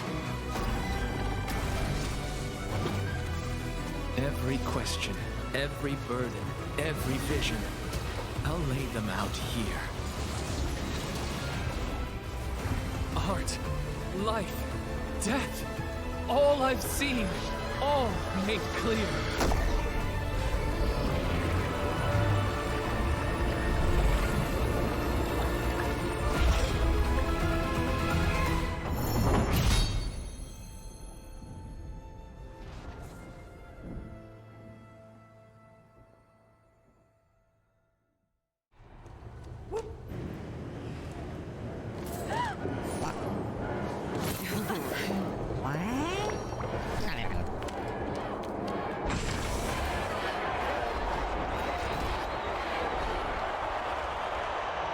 When people think about esports, what's the first thing that comes to mind? Players, obviously, but there's so much more.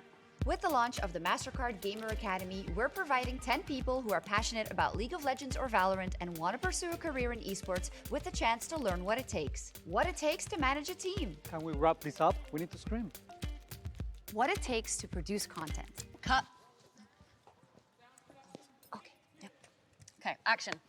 What it takes to write, direct, and produce award-winning content. And of course, what it takes to pull off some of the largest events like the League of Legends World Championship or Valorant Champions. In partnership with MasterCard, we've created a priceless experience. The chance to fly to Seoul, Berlin, and more, and take immersive courses on esports, business, content, and everything in between. Taught by the very best. Think you have what it takes? Here's how to apply.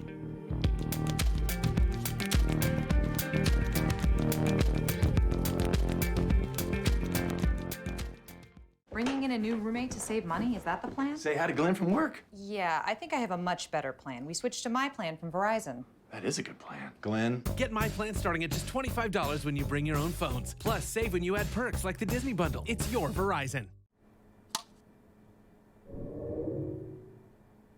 Red Bull gives you wings.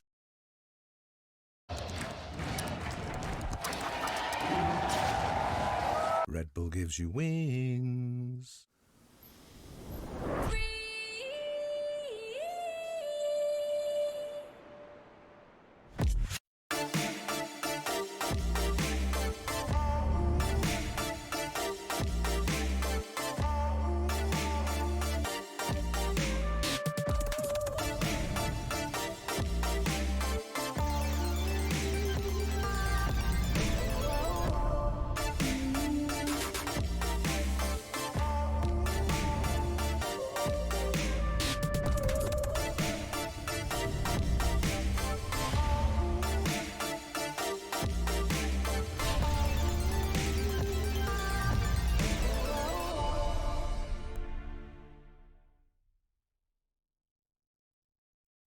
How do we keep holding on?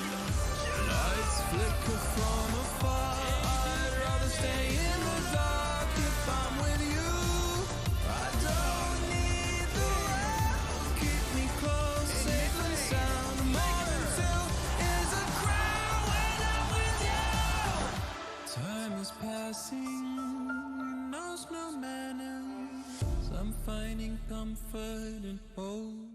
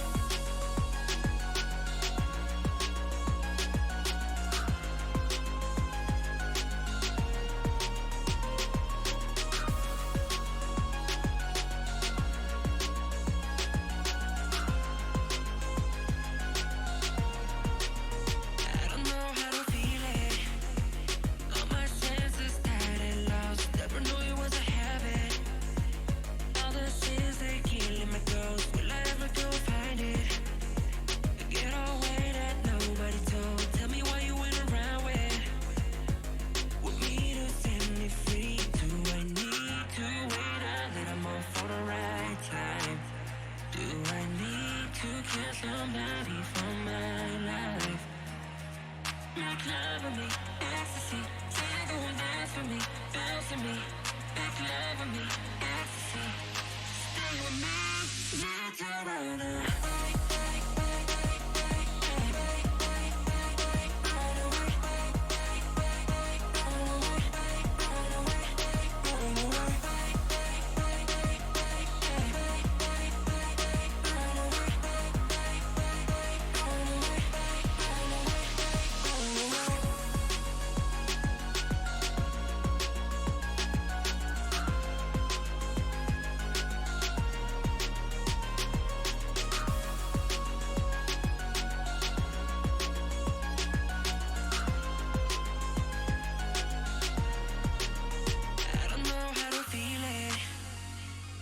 Senses tired and lost. Never knew it was a habit. All the sins they're killing my ghost. Will I ever go find it?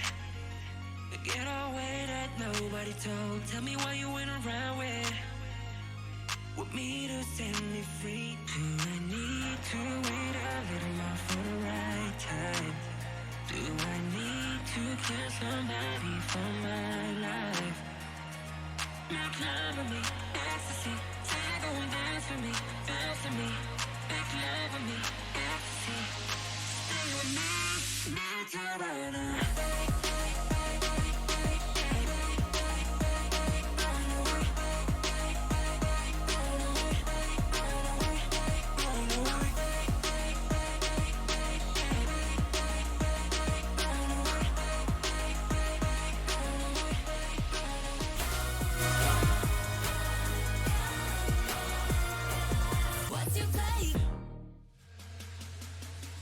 Welcome back, ladies and gentlemen, to World's 2023 Finals. We are dropping in hot to the pick and ban for game number 2. Weibo, once again, on the blue side here. T1 going to be wearing some red shorts for this one. And as the last ban comes in, gentlemen, what do we expect to change other than the bans that haven't really? Well, there's your first answer. Kalista going to be picked up here. The Ashe was banned out earlier this time around, so now the question is, does Maokai Jace go to T1? Are they going to be interested in taking that? Rel was actually passed over. It's such a big one for Owner. There is obviously answers that they could go towards, like the Senna type lanes, like some of those aggressive lanes that we've seen with Caitlyn and Varus as well. Also wondering if they want to pick up the Aatrox here or go for the counter pick again. Zeus was such a big part of what made the previous game work, and the Renata pickup is a no-brainer that has to be taken away to both deny Crisp, the champion I think he's looked the most impressive on, as well as deny specific that Kalista-Renata combo that has been so successful. Even so at last game, even with the laning phase, they got a slight lead, but it wasn't like they completely blew out the lane. But in mid-game skirmishes, playing against it becomes incredibly hard. And we'll see what other answer is going to get picked up here. Personally, I would love to see Owner on his Rel, try to pick it up maybe in rotation. And this is Guma Yushi's Draven, a champion that he debuted on as well. Extremely aggressive and really strong into the Kalista. This is one of the many problems you have about dealing with T1 on red side. You go for Kalista first pick, something that does have a lot of lane power. One of the only ADs that can really fight fire with fire down there is the Draven. I would like the Senna again, though. I think for Crisp, it's a strong laner. We've seen this actually work pretty well in the past also, but this is a tough lane to deal with, and have to see if Crisp is confident to go for it. It is going to be locked in here, so the final pick on the blue side here rests in Xiaohu's hands. Could be full Shadow Isles with a Maokai lock in here, but I don't know whether you're necessarily super excited about seeing a Maokai. We'll see where Xiaohu is going to go. I kind of expect a jungler just to keep these solo lanes a little bit more up in the air, unless they just want to grab the Aatrox and make sure that can't be banned away. But no, it is going to be the 3-piece Shadow Isles with the Maokai lock. And specifically, Weiwei obviously had an amazing game. It wasn't enough, but his early ganks were really good. And if the team didn't fall behind the way that they did, might have been able to set up objectives the way we've seen Maokai do really since last year at Worlds. Champion has been around for a while now. Now, T1 can either try and secure Owner his Rel if he wants to go in that direction. Poppy's another that we know he loves, and Poppy into Kalista specifically, I think, is a really good angle. Silas, also a good option. It's available for Faker this time, and anytime Maokai's there, it's really, really strong to be able to have that counter engage. You basically just have the more powerful version of that ultimate. Sen ult has some value for cross map as well, so definitely a strong angle, and also a pretty good denial pick for some of the things that you might expect them to go towards. And also, it does mean that T1 is now forced to ban away. Blind Silas can obviously be punished. The Jace, I think Zhao actually had a great game on the Jace last time around. They were able to play around, and these new ults didn't really end up mattering when we got to the fights. But T1 going to try and make sure that Faker does actually get through the lane. Last time around, we saw Weibo target Owner, and I think they're going to try again. Even though it didn't work out, his lead was still incredible. Poppy and Rel, to me, are no-brain bans. Yep, the Sejuani will still be up and available, though, and Permafrost value alongside a Silas in the mid lane can definitely be very, very scary, augmented by Zeus picking up something pretty strong, bruisery on the top side. Exactly, and almost guaranteed you think Zeus is going to play one of those types of champions. Is going to be an Aatrox or Ione or something along those lines. That could be a strong pairing, so it's tough. I am almost more afraid of the Sejuani from this point, even though I associate Owners much more with the Rel. Pick your poison, and they said no. We'd prefer not to. That can be up to Owner if he would like, and so we'll see whether it is going to be the Rel or the Sejuani. Yeah, this is going to be an interesting choice. I mean, I think if they go Sejuani here, they're going towards double melee pairings, but instead it's going to be the Nocturne. So denying some of the ability, I think, of the Shy to play through side lanes. Potentially, you know, you're worried about some sort of side lane picks, some ability to 1-3-1. This really makes that difficult. And it also, if you have a flanking pick coming in from Zeus, some sort of a dive buddy there alongside Faker and Guma, or excuse me, an Owner, it could be really tough because you can turn off the lights, throw the stolen Maokai ult, and then potentially have Zeus coming in on the flank. And for Weibo, I think one of the consistent issues is that you want to try and get a strong bot lane, which they did, even though obviously the Renata and the Draven are quite strong. But it means that then you have to deal with Zeus getting counterpick, right? And Zeus, his Yone has been taken away. We'll see what else he can bring out against the Aatrox here, as Xiaohu have of course been a large number of mid bans already, is actually going to go for the Ahri here. Yeah, so the Ahri is going to be locked in. Is that an insta-lock? Okay, there we go. So the Gwen going to be locked in here for Zeus. Something that has been picked into him in the past, but I won't talk about it too much. If you are a T1 fan, I imagine that is definitely going to cause some pain. But this is really, really fun. Zeus really fighting fire with fire there towards that top side once again into the Shai's Aatrox. It's going to be interesting. We haven't really seen Gwen do that well at Worlds, to be honest, because it's one of these picks that takes a long time to turn online. And I feel we've even seen Zeus play the opposite in this matchup, where he's going for the lethality build and Aatrox and really kind of has earlier and more powerful power spikes, because this Gwen is going to need a couple items before you really start to outshine what the Aatrox can do. That being said, if they can get to that point, T1 has an incredible 1-3-1. They really can attack those side lanes so heavily with the Nocturne as well, and you do have that flank top laner that I was talking about as the final piece, Solon Maokai. You have the hostile takeover, you have the Nocturne ult, you have a flanking Gwen. All of this being thrown at you with the lights turned off is so hard to deal with. And my expectation as well is that with a lot of attention should go again towards the bot lane, we'll see how the Shy can recuperate after a pretty rough game one. Exactly right, but fist bumps have come out between our coaches. It is time to get onto the Rift for game number 2. There is match point on the line for T1, and Weibo could bring us to a best of 3 here at Worlds 2023. And I think everyone is aligned in just wanting as many games as possible here in this final. The last couple of years have been pretty good as far as games in the finals are I didn't even concerned. see the fucking draft. I just know they got hopefully like they can bring us to one of those, even if it could bring some heart attacks here to the Gochok Skydome.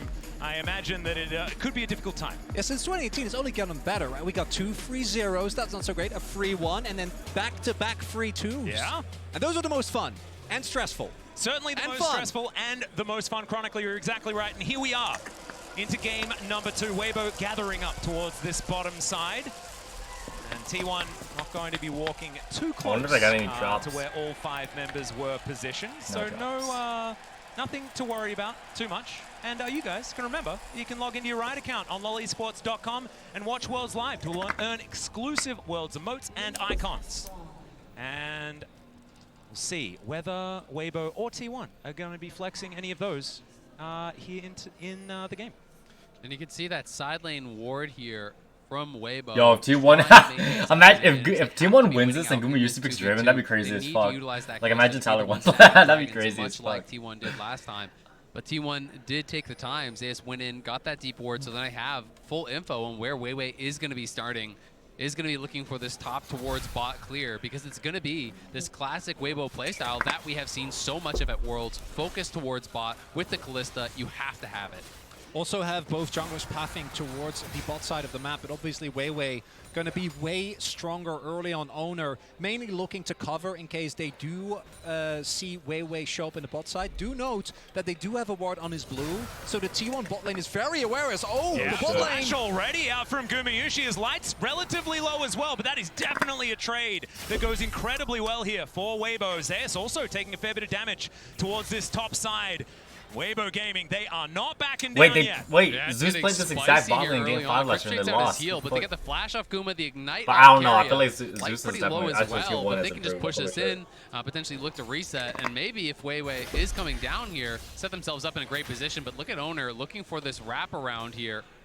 Xiaohu likely can walk it out, but we'll see if he's forced to use the summoner. He's level 2, so doesn't have it. There's the flash chain. That is going to get the flash out from Xiaohu. Owner is going to back away. Will have his spell shield available. Not going to be too worried about any charms or anything like that. It is kind of a repeat of what happened in mid lane last time, though, and then Faker was the one punished by Weiwei with that missing summoner, so we'll have to see if Weiwei can get around mid lane and help Xiaohu out again. Big difference this time around is that Owner doesn't actually have prio in his bot side. Last time, could go very aggressive because of Zeus having the prio. Not going to be the case here, and you see as well, he wants to harass, but he needs to respect that Light and Crisp have shoved in that ball wave and can rotate over at any moment's notice, and falling behind with your Nocturne early can be a bit rough. Exactly, Owner spent the time to do that, so he's only completed the 3 camps. Weiwei is about 2 full camps ahead now at this point, as he's going to finish up the Gromp before the Wolves are completed there, so we'll have a little bit more tempo on the map. Light just going to take this early recall here as they've bounced the wave on bot side. Guys, Chris I'm making scared, sure though. there's Like, no I'm sort gonna of upload this to freeze YouTube. going I'm sure on they might because take it Guma had down to take a 'cause, like, I don't super remember early this base and a first game. horrible I just wanna buy record my as all he was experience, able to get was the refillable on that first base. So Guma's going to be in a pretty tough spot when you compare with what Light has on the other side. Yeah, it looks like Light pretty happy to go towards the Callista that was so incredibly effective for T1 in the last game. And once again, it's a composition from T1 that, like we've been talking about, does want to have these advantages around the map, does want to get towards these Drakes, trying to play for these side lanes, because if you don't have that tempo advantage, things can go wrong. As the Shy does take a bit of damage here from Zeus, but just some biffo back and forth between the two top laners, and both of these champions having a fair bit of sustain. That's so a good, should be all right. yeah, good adaptation as well from Weibo. Instead of opting into Silas ban, they make sure that the Ashe is taken away. I think Ashe in particular can make any Callista lane really hard to play out. And by making sure that you also deny it to Guma and Carrier, who can flex it. Don't know if they actually want to opt into that, but have done it, of course, in the past. Secure yourself a good early matchup. And we'll see if they're able to push it further, particularly if you can get an early kill on the Draven. Could be big as Weiwei. Yeah, Ward is here as well. Zeus going to be ghosting immediately. There's a twisted advance. Zeus does create some space though on the Bramble Smash, pushes him closer to home.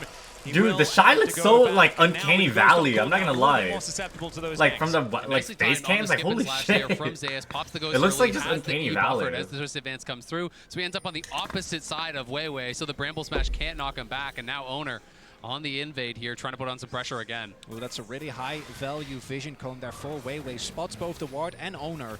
And look at the pickaxe advantage. So there's no way that Weiwei can fight. He hasn't based yet. Owner did go back to base, has that additional AD, and Weiwei knows he can't win that. Yeah, and the whole time Faker is backing towards that top side as well, so they know they can't wait, go do you and get contest that anything you Gronk. block Should something? mean that Owner can collect himself this Wolf Camp as well. So the advantages in the jungle are continuing to blossom here for T1, but on the bottom side of the map, Light still holding that advantage. Yeah, it's big there for T1 though, because it turns what was a really rough play, a gank towards Zeus, into a really big win. He immediately teleports back, is able to get Prio. The Shy hasn't had a window yet, and they use that to get Owner faster to his level 6, with him now having a CS lead. And something we haven't talked about at all, it's going to be AD Ahri, because he is playing Fleet Footwork and he has the Kerchi's Shard. So I think it is going to be Static Shiv. I think this is going to be AD Ahri. We've seen quite a lot of this online. This is kind of the new evolution of what we were seeing with AD LeBlanc and that sort of style. I'm not sure if he is going to go like full on AD on hit or more just that similar build where you go Shiv into Lichbane and play the Night Harvester as well. That's the most common one I've been seeing online. But obviously trying to be able to side lane and trying to be able to kind of slam home an advantage here as this range versus melee matchup into Faker. So it's a very different style of Ahri than we just saw. And I'm excited to see it because I think this is the first pro game that I can recall seeing it in. Yeah, I haven't seen it yet either. So interested to see what Xiaohu is going to be able to get done on this version of the Ahri. And I have to have a feel that the Ahri AD variety should be better in lane against Faker as well. Don't really need to land as many spells if you just right-click people. I like that idea. But Weibo going to be able to grab themselves the first Drake. Should mean the scuttle here as well from Weiwei is getting double duty done. They are going to be able to grab this off the back of their very, very, very supreme control of this bottom lane. Yeah, this all goes back to the level 1. Light and Crisp playing it out early on very, very well. And one of the things that we haven't really talked about yet that the Draven can struggle with is not having a jungler that can enable you. As I say, that Owner is in top. Yeah, Zeus dashing forward, the needlework is out. Snip, snip, one of my going to viewers, connect, but Nathan, doesn't do like, too much, and in goes Owner! The flash out! Oi. Incredible from the Shy! Owner gets taken down to, oh my goodness, about 1 health, but will be able to walk away, but I don't think he's going to be excited about ganking the Shy anytime soon. Although Zeus is just going to my god! That is just not fair! That is the Shy. The Shy's laughing too. The massive outplay into the overstay. He has the 1v2. He likes his odds in the 1v1, and that is such a costly death because he has no TP, gives up first blood with 2 stacked waves at his tower. That is catastrophic for Weibo's chances. Unfair. That is it. So initially he outplays it, gets the Q while dashing back, denies the fair, and then he goes back in. Not only is it Zeus getting a kill, which in this snowbally matchup is extremely rough, but it also means that Owner's first ult was a success. The first ult on Nocturne is so big, he gets his early Ultimate Hunter stack, he gets a ton of assist golds, and that was an unforced error. Yeah, I mean, he eat in, right? You could just stay at your tower and farm it up. He didn't want to lose the wave, but he's the one who goes aggressive. Now he's going to get zoned off the bot wave, so T1 punishing so heavily here. Yeah, the flash forward from Carrier finds the handshake. Oh, is he dead? He's dead. The Infernal Chains come in. He's lit Damn. fire. He's Wait a minute. Why is he bot lane? I don't get that. Wait, why's Shy what? getting way down in this game now as Weibo have their bot lane up top. Maybe he's trying to catch up. Oh, they probably try to He catch. is helping. He's got the ultimate back. They're going to look for it, though. Yeah, we'll see what he can get done here. The flash twisted advance comes in, and now Zeus just trying to do what he can to stay alive. It's working, and he's going to be able to dash back towards the minions. Now Faker turns up. He's got his own nature's grasp, but Xiaohu is going to join this one, and Zeus is running the wrong direction. We'll see how much time he's going to be able to buy here, because maybe this is an execute as he heads toward the turret, and there it is. Wow. Oh my god. Oh my god, everything is going T1's way. It's the Shy. Now shows up in his third lane. Top lane didn't work. Bot lane's not working. Hey, let's check out mid lane. Yeah, wait, why is the Shy going to every lane? Ziona walks away with half of his health bar. The Shy able to win out in that one. But man, that was a lot of things that happened. Chronicle, break it down for us. And it is Weibo opting in when they've already gotten the win, trying to get too much out of the play. Because yes, Kuma gets a kill. The early cash in for the Draven is really rough with the Shy going down. But they got the Herald. They can play it a little bit slower, try to zone away Zeus, and then crash the Herald, get a ton of plates into light, and then try to play from there. But they try to get more, and it backfires. And I think they're feeling a little bit of that sense of desperation. You lose game one, things start going bad in game two. You feel that you need to get even more. But T1 in such an incredible spot here now, and that kill for the Draven was so critical, because Draven from behind is such a weak champion. But when you're able to snowball, it can really be a different story. And he's now 300-400 gold ahead of his opponent. Yep, exactly right. And okay, Faker diving in here towards Xiao. Of course, this is our featured matchup, thanks to Mercedes-Benz. And some scuffle, but not too much more than that. We are just going to back away. So I got a little bit overexcited. That is fine. Carrier going to be snared here for a moment. Skumushi down here, like you say, with that extra money. But his Draven didn't work out for him. Last time he played it, of course, in the finals against Gen G. Hasn't played it this tournament yet, though, and this is one of his favorites. And next comes the setup for the Ocean Drake. Weibo already picked one up early, and with the Kalista, I really want to try and opt into this. We haven't really talked about the scaling aspect between these two teams. I think that both teams have some parts that feel like they scale really well, particularly the Senna, and I think that Maokai remains very high in value just by the virtue of his ultimate. But on the flip side, particularly with Zeus already getting ahead and Owner starting to stack his ultimate Hunter, if Weibo don't snowball objectives early, I think it's going to be such a nightmare trying to play into this T1, because they can get so much in the side, and collapsing becomes really hard because of the Nocturne. And the build from Xiaohu, I'm finding a little bit confusing. Yo, there's a time where I was in line for the T1 JDG with my dad, right? Like, we were waiting for like the fucking venue to open at the State Farm Arena. Like, there's a dude right in front of us, and he was like, he was talking to like the other guys there, and they're like, oh, I want it to go to 5 games. Versus Galio, right? Where you go fleet and early my dad's AD like, oh, that dude just wants to go at 5 an games. extra edge in lane.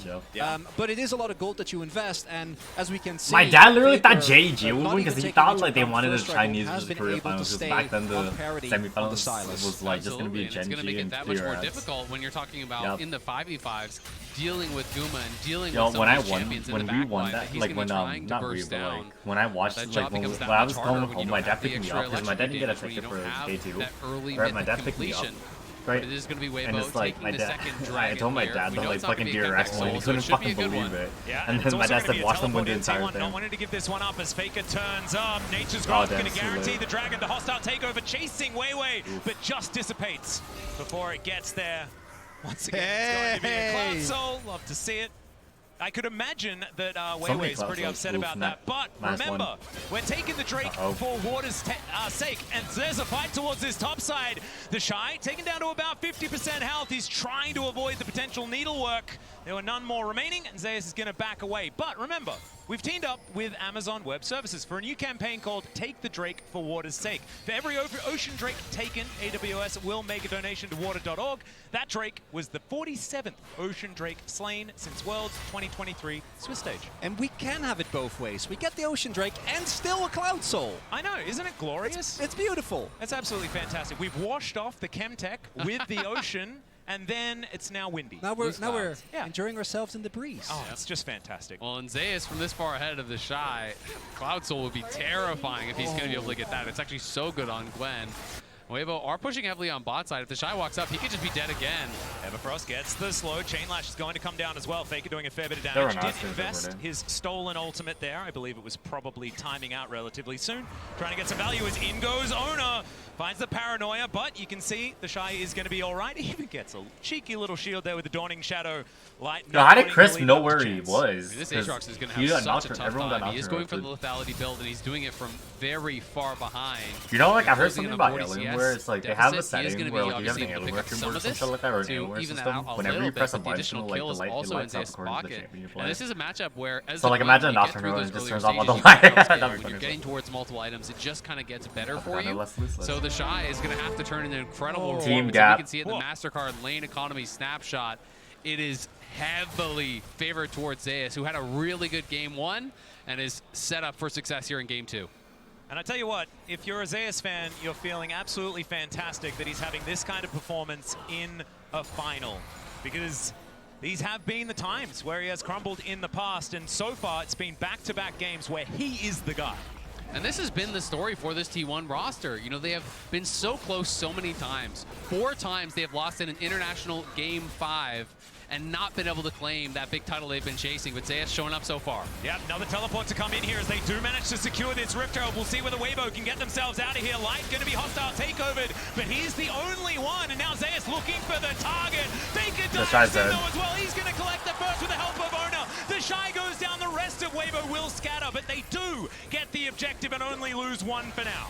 And Weibo gonna be happy that they, at the very least they did get the Herald.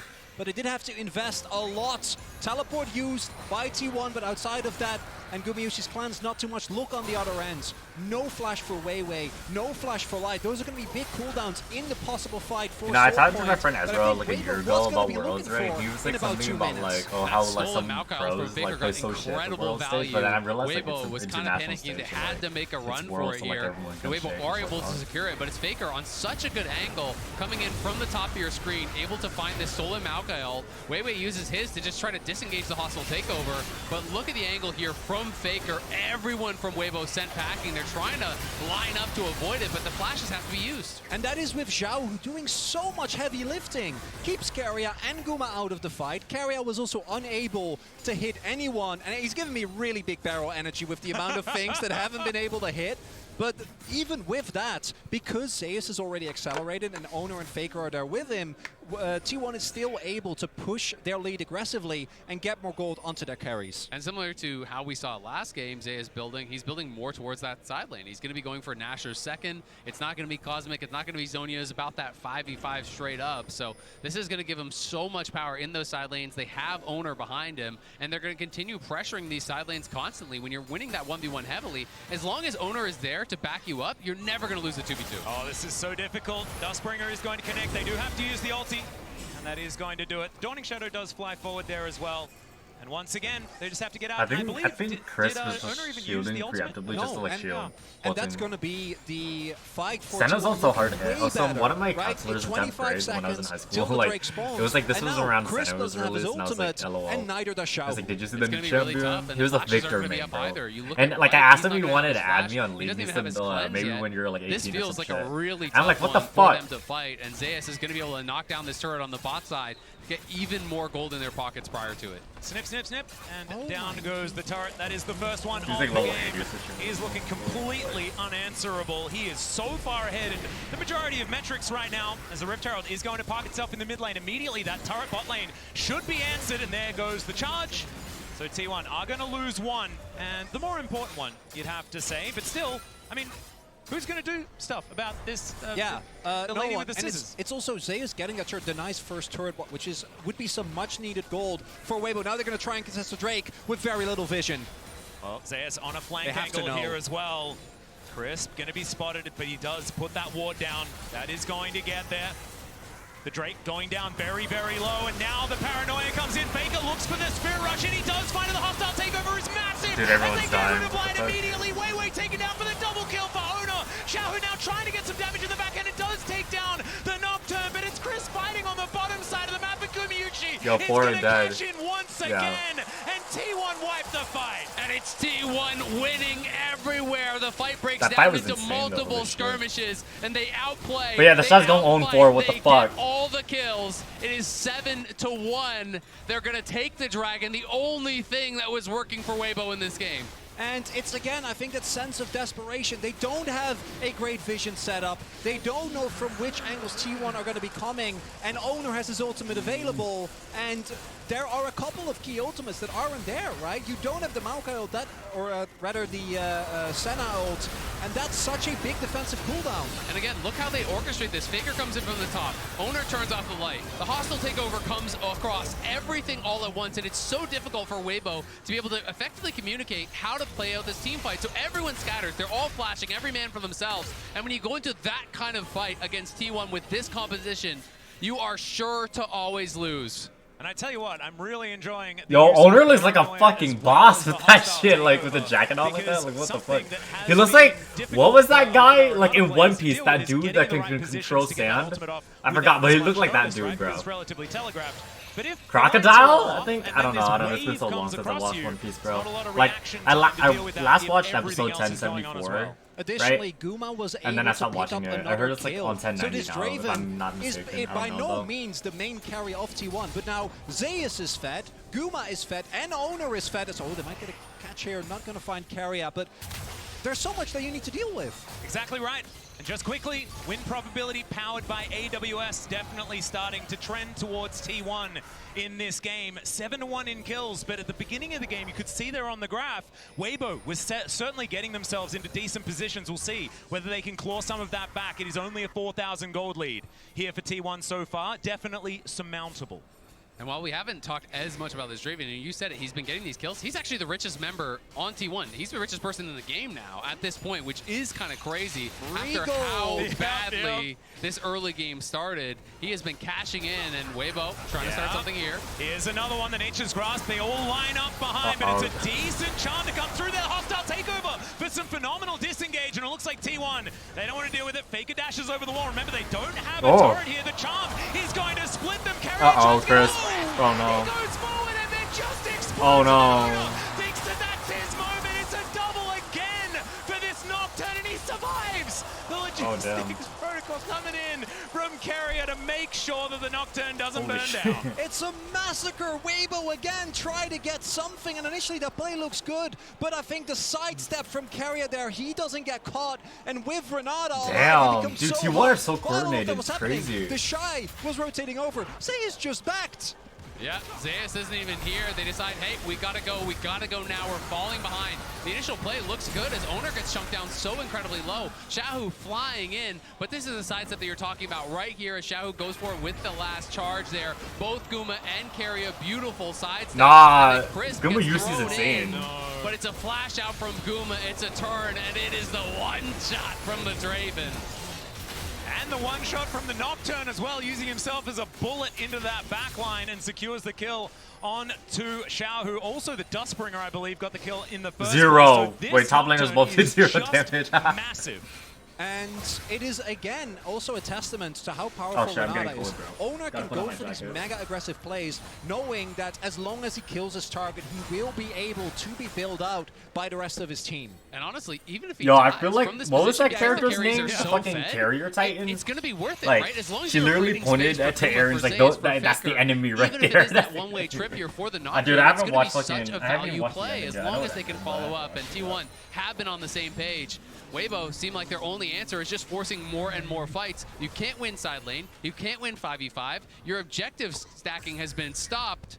It is getting close to checkmate in game number 2. It's really hard as well, It considering really the is fact that getting T1 had close, already dude. built Like, themselves game- a like, this 1-3-1 game is out composition. There is no almost comp over, in the yeah. game that is more just win Unless, like, more, T1 right? throw Because you really have hard here, win but, conditions you that know, build T1. upon themselves with a composition like this, where Zeus and Faker can get control of these side lanes. You know, all my game dad long. said like the greatest, Tempo, like the something best that thing Weibo's you could gonna ever have to have, really, right, really in muscle. sports is a good Yeah, mental. that is a bit of vitamin advantage. Because like, holy shit, once your mental goes down, everything goes down. Once And your- when the Shy shows up to a team fight, he is going to have to be Doesn't matter how absolutely good perfect you to are, get anything like, done my because dad you are always so said that, squishy. but If I've you always can't had a get that problem, first kill for the honestly, Dustblade keeping my proc mental shit. to be able to survive, But yeah. you are going to be paper because one little CC hits you, Guma's going to kill you instantaneously. He's got 0 armor, he's got 0 HP purchased. Yo, so if Goomba this Juicy Aatrox is picks gonna fucking be Draven as skin, really that's gonna be squishy. Chad as well. Additionally, Yeah, Weibo, Draven doesn't have an after esports. I don't Game think number Draven one, has an obviously tried to esports skin. pivot, try to play more Yeah, he towards doesn't. side. And even with them, Because I was thinking about setting pros Guma who up for a played him, deficit, and there was like the main issue Jack. is just I the think other Jackie Love lanes. plays him too. T1 has been able to get the counter pick towards top side twice,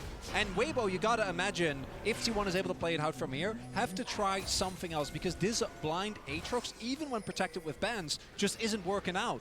And I think we have to talk about the journey that Owner has had. You know, he is one of the players that has been so criticized throughout this year. And how good has he been in this series? How good has he been at Worlds? And this whole tournament, exactly, and on tanks normally, right? But this Nocturne performance, he is playing reserved. He is going in at the right times.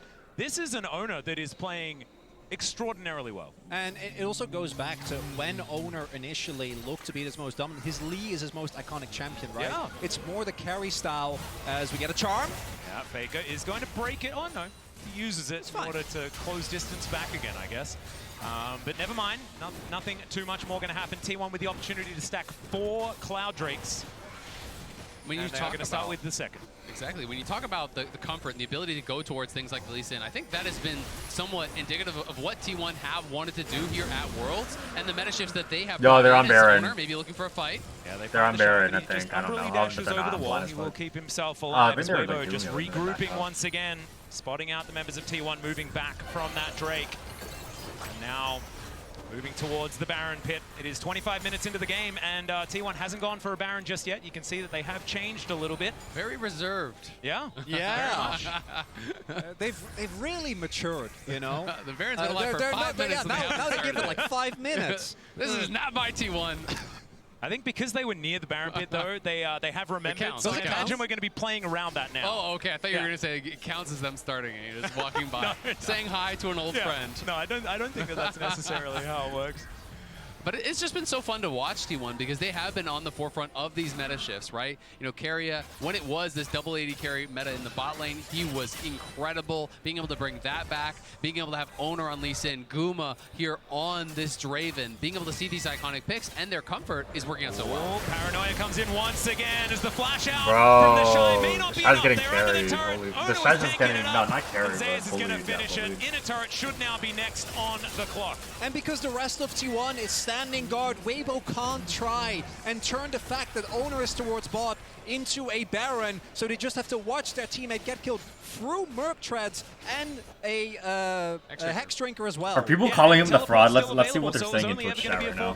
Oh fuck! It is a 4,000 Here to learn. lead in Wait, top what? lane. Hard to learn, harder to 4,500 master. gold What the fuck? in top lane. That is Secret Lab, the just chair of ridiculous champions. now at this And the point. fucking This brave lead for shit. Zeus is becoming just a nightmare for them to deal with. He has the Cosmic Drive finish now. Let's see what people so said. far Are they ahead calling of him the the pace of this fraud or game some that shit? No one can answer him, and it just felt bad for Crisp every time he Well, popped yeah, his sure, let's go with that. It's just Correct, been to yeah, watch his bro. teammate die.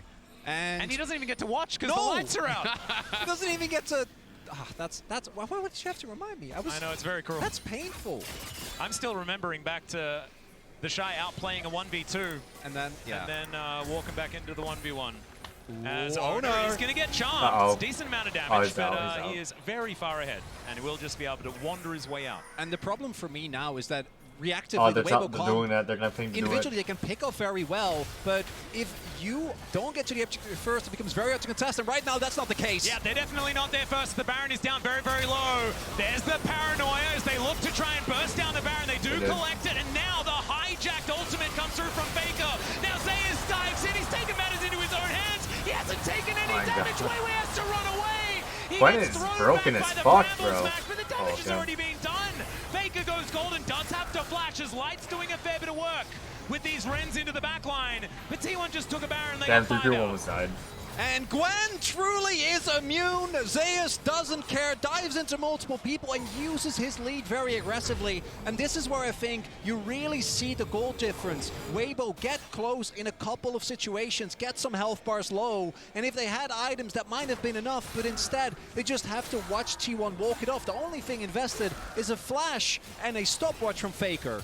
Exactly, and Weiwei just can't actually close the gap to even contest the Baron because the hostile takeover comes through, then the stolen Maokai ult comes through. By the time he's out of CC, the Baron is already gone, and Zeus is running rampant in the back line. T1 just getting further and further ahead. Guma still doesn't even have boots, by the way, but he does have a Bloodthirster and 3 items. Wait, damn, he does not go with flying fuck. Kamushi just having a good time. He knows that he is not the main character w, necessarily. He's just been able to sit back. It's because of the Cloud Drakes! And, it doesn't need boots! Oh, that is true! Everyone's Cassiopeia on T1 now. Be prepared. Everybody else actually bought boots, though, which is a little bit of a shame, not making up for it. The Red Bull Baron power play already at 2-2, 2-2. It was actually cool that I looked up at the top there when it was a whole lot of 2s. Nice. And 1 minute until a potential soul point for both teams. T1 at a 10,000 gold lead, though, or at least very, very close. Should be able to grab advantage and secure that for themselves. And this is the problem. Once you fall behind against a 1-for-1 comp with a Nocturne, like, what do you do? If you try to collapse, Nocturne presses R, you don't know how many people are coming, you don't know how many people are responding, and T1, they're looking for more. Yep, Shahu already taking a bit of poke damage. Light will turn up. As 4 members are here, teleport event not available for the Shiva. They dive in, the turret goes down, the needle. Wait. Just rips the center to shreds, and Zeus just by himself just. Wait, was kind of clean there because they keep W to get away. God damn, bro. Everyone's just dying. Holy fuck. And they'll get to work on the inhibitor. It might just be the game right here. I think that's the Zeus game. playing like his namesake. God, this guy is going crazy in the finals. No way, bro. Helps clear up this second Nexus turret. Holy shit. Match point already. Oh my god. And by the end of that game, the kill score is 1-14. That was a little bit even more one-sided They're talking about than the last game. game. And T1 really on the back of Zeus, the man who had been performing less good, we should say, in some of these finals. Oh, guys, look, it has really the team. showing Oh, up wow, here it has the today. names This of the is winners of the exactly past. what we've right been there. It's touting crazy. for this guy for so long. D-Rex But right there. T1 a 1 game away from clinching their 4th Worlds title. But before we get into break, let's have a look at some of the amazing behind-the-scenes footage of the finals teams. Yo, thanks Kara's to the like, he's Oppo just Cam. standing right there looking at it. But yeah, I'll be right back, guys. So yeah, you guys know, I'm gonna be right back. But yeah, see ya. I'll be back for game 3. See you, be right back.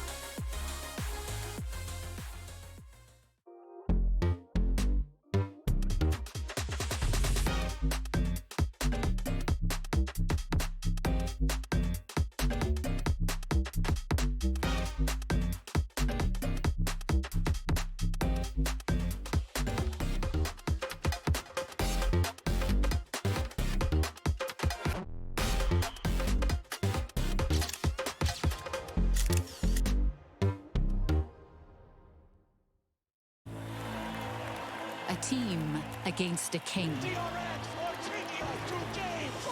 Seeing against believing. A moment against a moment for the ages. Countless battles, one arena. The realm.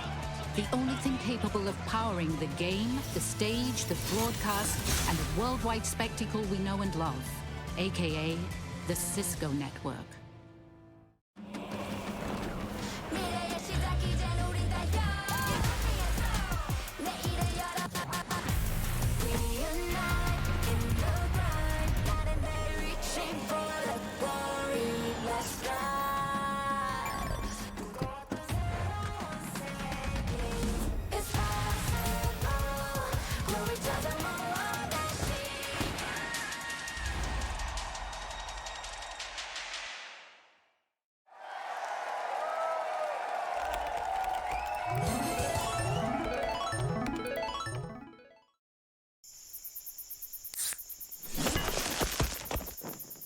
Red Bull gives you wings.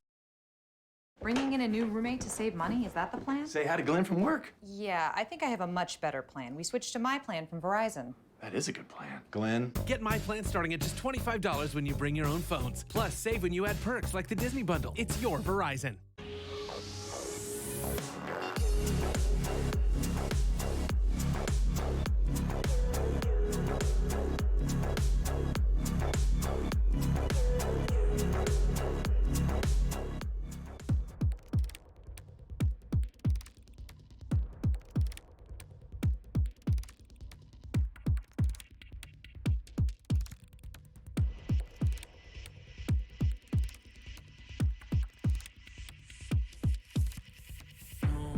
Time left to pack it up. On the brink of a brand new age, better buckle up. Hey, oh, let's go, have you had enough? It's coming like the fire and rain. When it's over, they don't know my name. I'm alive.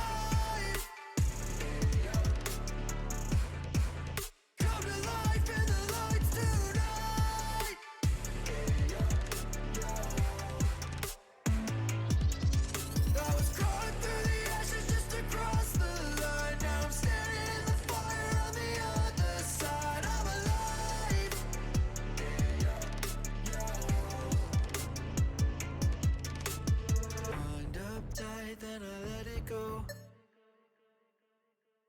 Light it up loud, come and get the smoke. It's system overload, flying way too high like an overdose. Time to lock and load, it's all systems go. Pressure breaking down the dam to stop the losers flow. I'm alive. Come to life in the lights tonight.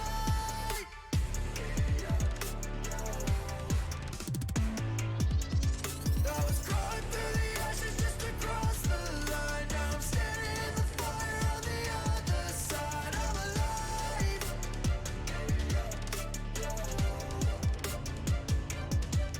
I'm alive.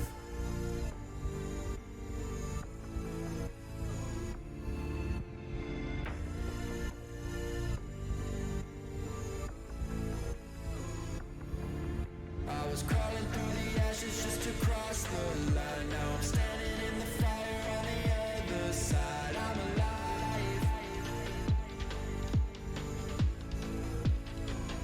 I'm alive. Come to life in the lights tonight.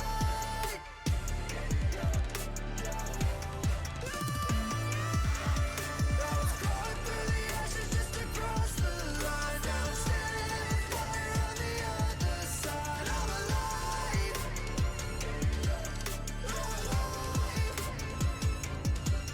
I'm alive.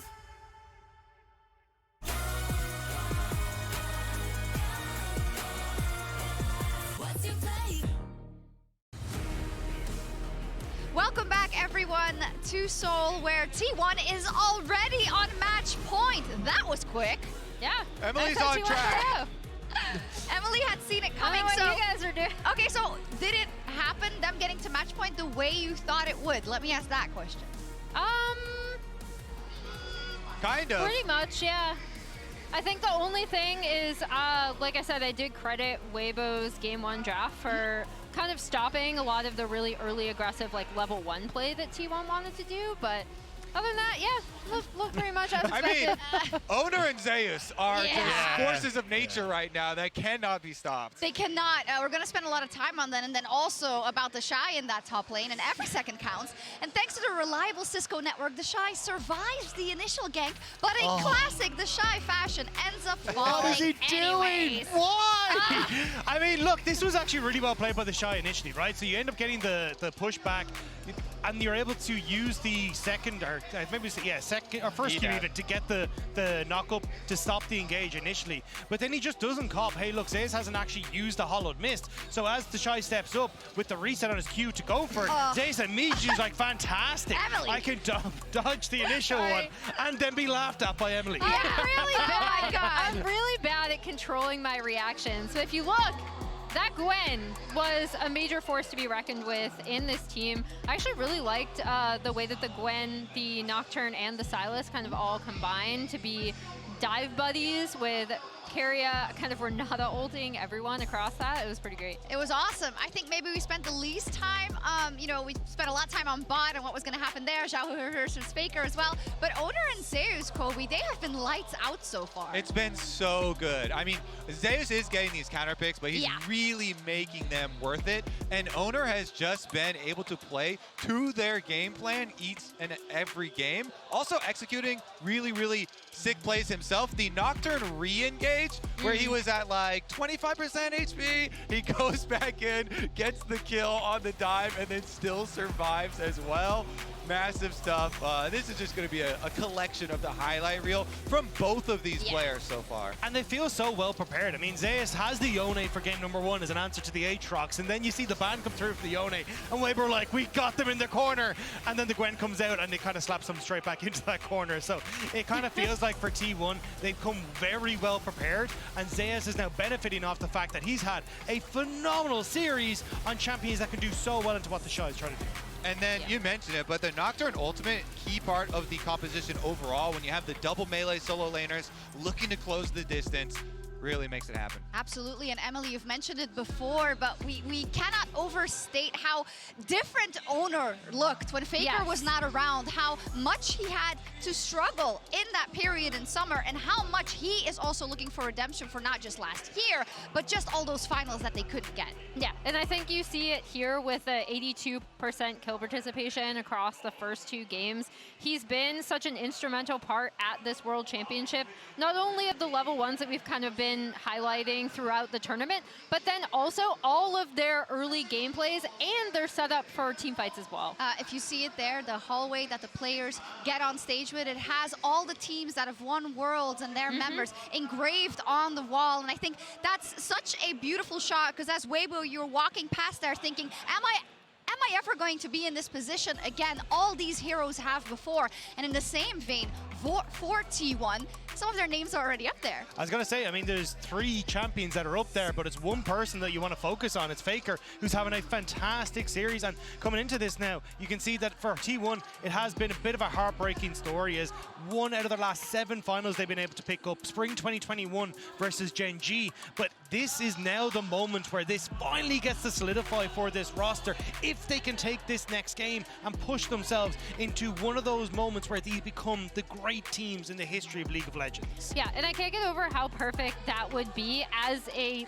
end cap to this team, right? Because we've been talking about what is missing of this team that has been so dominant over the past few years, but it's been missing that major international title. To be able to do it at the tournament where they weren't necessarily coming in as the favorite. They were thought of as a good team, but they weren't coming in as the favorite. They had a very rough summer with Faker's injury. A lot of their players looked out of sync, came back, made it to LCK finals, lost again, then came into this tournament, helped dictate the meta on Korean soil. The last LCK team left. It's Let's don't go. break the desk yet. It's too crazy because it has been 7 years since Faker's been able to win a world championship.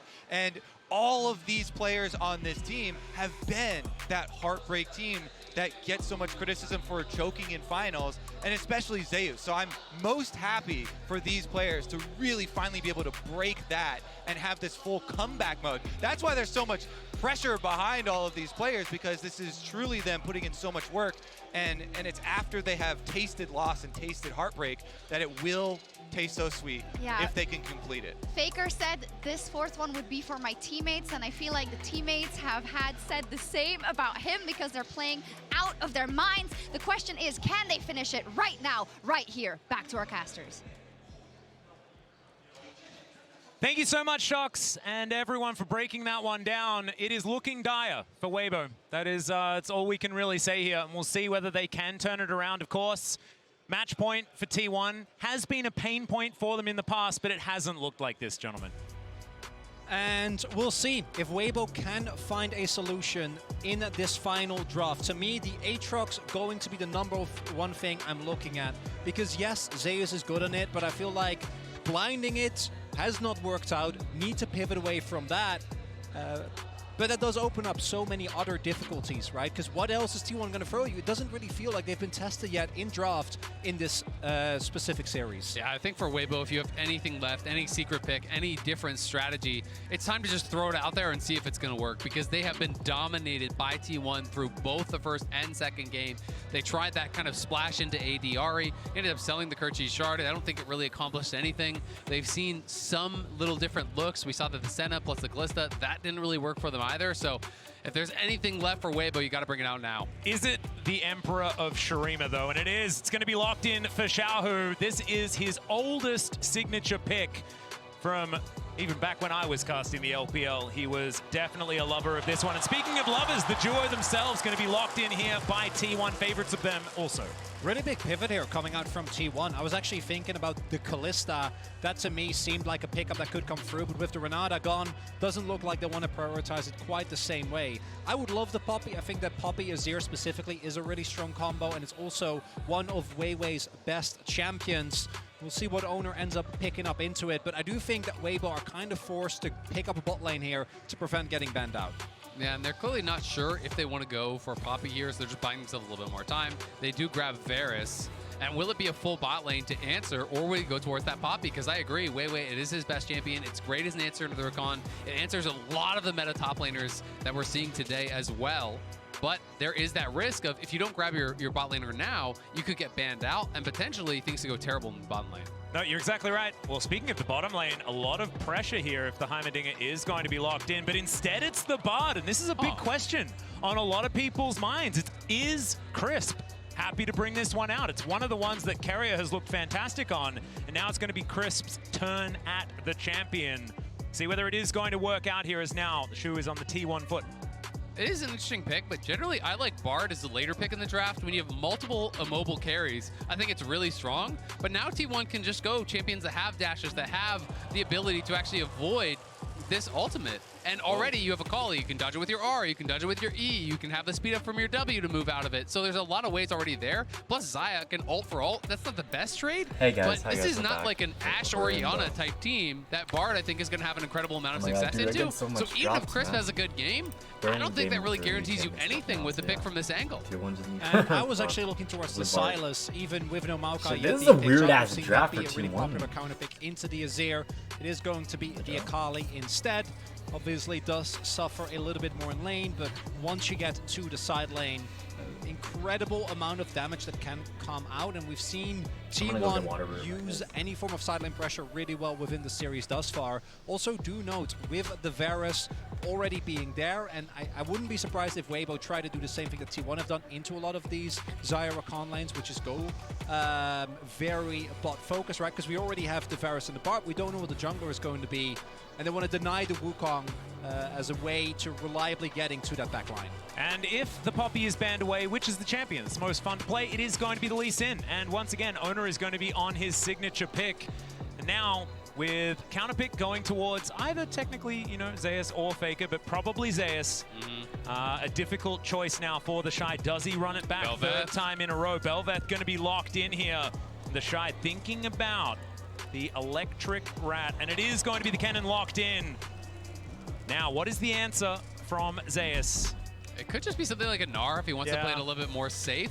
I do think you want to be pretty careful about what you're playing into a cannon plus a Belveth. A lot of times we've seen it heavy on the invades, heavy on that top side pressure. Something like a Gnar, you know, would keep you relatively safe, but the Aatrox... Oh, that's alpha. This is a confident pick. I feel like if he's going Aatrox into the cannon Belveth, that is some scary stuff, but Zeus has been playing out of his mind this entire series, and we'll have to see if it's going to work for them. But I respect Weibo taking a big pivot here, right? They go towards Comfort with the Azir. They go towards something very different on the top side with the Kennen Belveth. They go towards Bard. They can move around the map. They can set up fights. They can be able to try to potentially, you know, group up around this Belveth, invade Owner heavily, and see if they can find a way into this series. And in the previous games, and in a lot of the games where T1 have looked as dominant as they did, it's all about the lane prio. Do they have early laning leads? Can they push those to the furthest? When I look at the lanes here, that's not going to be the case. Even if Zeus and Faker played a matchup extremely well, for the first 6 levels at the very least, barring any major owner or carrier interference, you're not going to have the best of times. Same for bot lane, Varus, Bard, going to be really tough to deal with. So I do think that Weibo have a lot of prio setup, and compare that or add the Belveth to that might be their opportunity to find their way back into the series. No, I agree. I think pivoting away from these Maokai drafts that we've seen over and over again is going to be a breath of fresh air for this team, and that's precisely what they need with their backs this far against the wall in the World Final. Yo, the coaches just stopped They need a confidence booster. They need something to go. What the fuck? Right for them early here that they can rally around, that they can build that confidence in, and really just try to get into a comfort zone, because they have looked nervous, they have looked uncomfortable. Oh my God, guys, look at this from the time they walked out on the stage, looked cool, calm, collected, and it has showed in their play. It absolutely has, and I just want to see some play that is going to show me why Danny had such a huge grin on his face when he was walking back from the coach's booth with the team. And here we are to find out on to the Rift for game number 3. Match point for T1 as they are up 2-0 in this series. See whether they're going to be ending the World Final in this one, or whether Weibo Gaming can bring us to at least a game 4. And T1 themselves know that just being at match point not going to be enough. And you can connect your League of Legends account with Prime Gaming, grab the exclusive Braum W emote. We might not be able to say this again, so just make sure do it now. You do it now. You gotta be quick. Yeah. Well, you don't, but you know, you do gotta do it. Yeah, you should do it. I mean, you can also Yo, do Weibo it. Gaming has all flash ones. Fine, the Faker T1 has all but as long as you flash do it, that's the important part. Yeah. Need that emote. Yeah. And I think that we saw last year with the run that DRX was able to make, that just being in a rough position, looking like you're down and out, that in of itself doesn't mean that the series is lost. And I think we see it both in T1, how much more, as you were saying, calm and collected, not just when they came out, but particularly when you see them. And this also goes back to the series against JDG, where even when they got the early wins, there was no apparent joy, right, that you'd expect, because they know just because you're up 2-0 doesn't mean that if Weibo doesn't get this game, gets a good angle in draft, can bring it back. And look at this start here from T1. It was Owner starting over on the Raptors, and he actually got leashed on Raptors by Zeus because they were so nervous about that potential invade that Belveth teams have been doing so often. Also worth noting that Crisp, level 1, ran straight top and gave a lane ward to the Shy, which is going to deny the ability for Zeus to poke in and out of that brush, drop aggro, be able to hide and use that. So really emphasizing that play towards the top side. And we'll see where Weiwei does want to go, because he is just power farming on his bot side for now. So we'll be clearing up towards top, but no sort of a move towards an invade. Yep, going to be able to finish off his red buff. We'll then get things sorted as Faker here on his 5th unique champion of the tournament, as we have a look at all of the lanes so far. Weibo actually with great position as far as tempo and control is concerned. Yeah, and this is what we were talking about. This should be heavily in favor of Weibo. We do see Faker is able to put in a little bit of pressure. I think that's partially because they're not 100% sure where Owner is. I don't think he was tracked early on, but both for the Shy and for Crisp and Light, Been able to find the early leads. Now the question is, can they maybe set up, say, a double scuttle or get an early back? The Shy also did go for Cole, so is looking to try and play as aggressively as possible while naturally being able to get ahead just by the virtue of cashing out. Yep, Light getting some Belveth wards in there as well, just to give Weiwei the opportunity to get towards the enemy jungle. Right now, he is just finishing off his top side. He's going to be able to get that one through, and then it is Rift Scuttlers that we're looking at as T1 moving a little bit further forward is Carrier, but not going to be punished too hard, just loses 50% of his health bar. And we are just going to see Weiwei on this ward for T1. So Vision given over, some information there. T1 do gather in this early stage. And it could mean Owner goes top, because now you know that the jungler can't be there to answer, so there is a potential angle to look for him. And he did just use his Lightning Rush, so I think he's in trouble. Yeah, there's the flash Q3 from Zeus. The Shy is in trouble. The Lightning Rush is on cooldown. He gets slowed down by the cripple, and the Q's going to land. Owner secures it, and that is first blood for T1. It's perfect timing from T1, and it's all because of the Raptors ward. It was a clear top to bot from Weiwei, but he wrapped down to try to go towards that bot side scuttle. As soon as they saw him on that ward, they knew they could go for it on top side. Zeus, no hesitation, starts it off with the flash in. But without that E from Kennen, there's just no way you're going to get out of that long lane. And we will see if Weiwei is able to maybe make a play towards bot side as Owner making his way over to mid. That's going to safeguard forward there as Faker dashes in, and Xiaohu will survive. Faker just barely managing to walk away as now they come in all the grand entrance. Oh my god! Oh wait, Carrier. Oh no, damn it. Piercing arrow will do it, and Weibo Gaming even out the scoreline. Light knocks him down. That was a big kill for them on the bot No, side. that was clean from Carrier, Something to and also rally a nice around, and air from perhaps Light, it is Light in this potentially final game. Tell you what, that was a pretty cool looking grand entrance though. And I gotta say, Weibo, again, to me, he is the guy that got makes it canceled happen. by the I think fucking he's been the Belveth player slam. that has really impressed me the most here on Weibo. He keeps trying to make these plays, and it's been kind of the saving grace for Weibo in the early game with how much they've been pressured. And you have to say, it's really concerning to see the Shy die top lane once again here with how Zeus has been playing.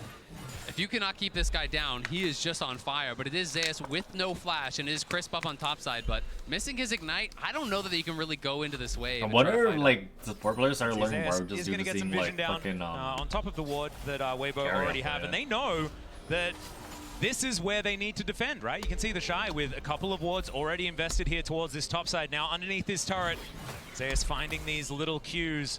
Magical Journey, definitely a possibility, and Weiwei wants to take it with Crisp here. Let's see whether they can get an angle.